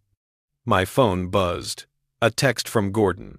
"Morrison just doubled their contract. That's on you. Drink something expensive tonight." I smiled. The Morrison account had exploded over the past 6 months. Patricia Morrison had been so impressed with my work that she'd recommended me to 3 other CEOs. My team had grown from 12 to 18 analysts. Gordon had hinted at partner track. Success, it turned out, was better revenge than anything I could have planned. Mark called everyone in for dinner. We ate around my new dining table, real wood, seats 8, the kind of furniture that suggested permanence. Emma told terrible jokes. Jenny's boys argued about baseball. Mark and I talked about work and hiking and the Broncos' chances next season. Normal, easy, real.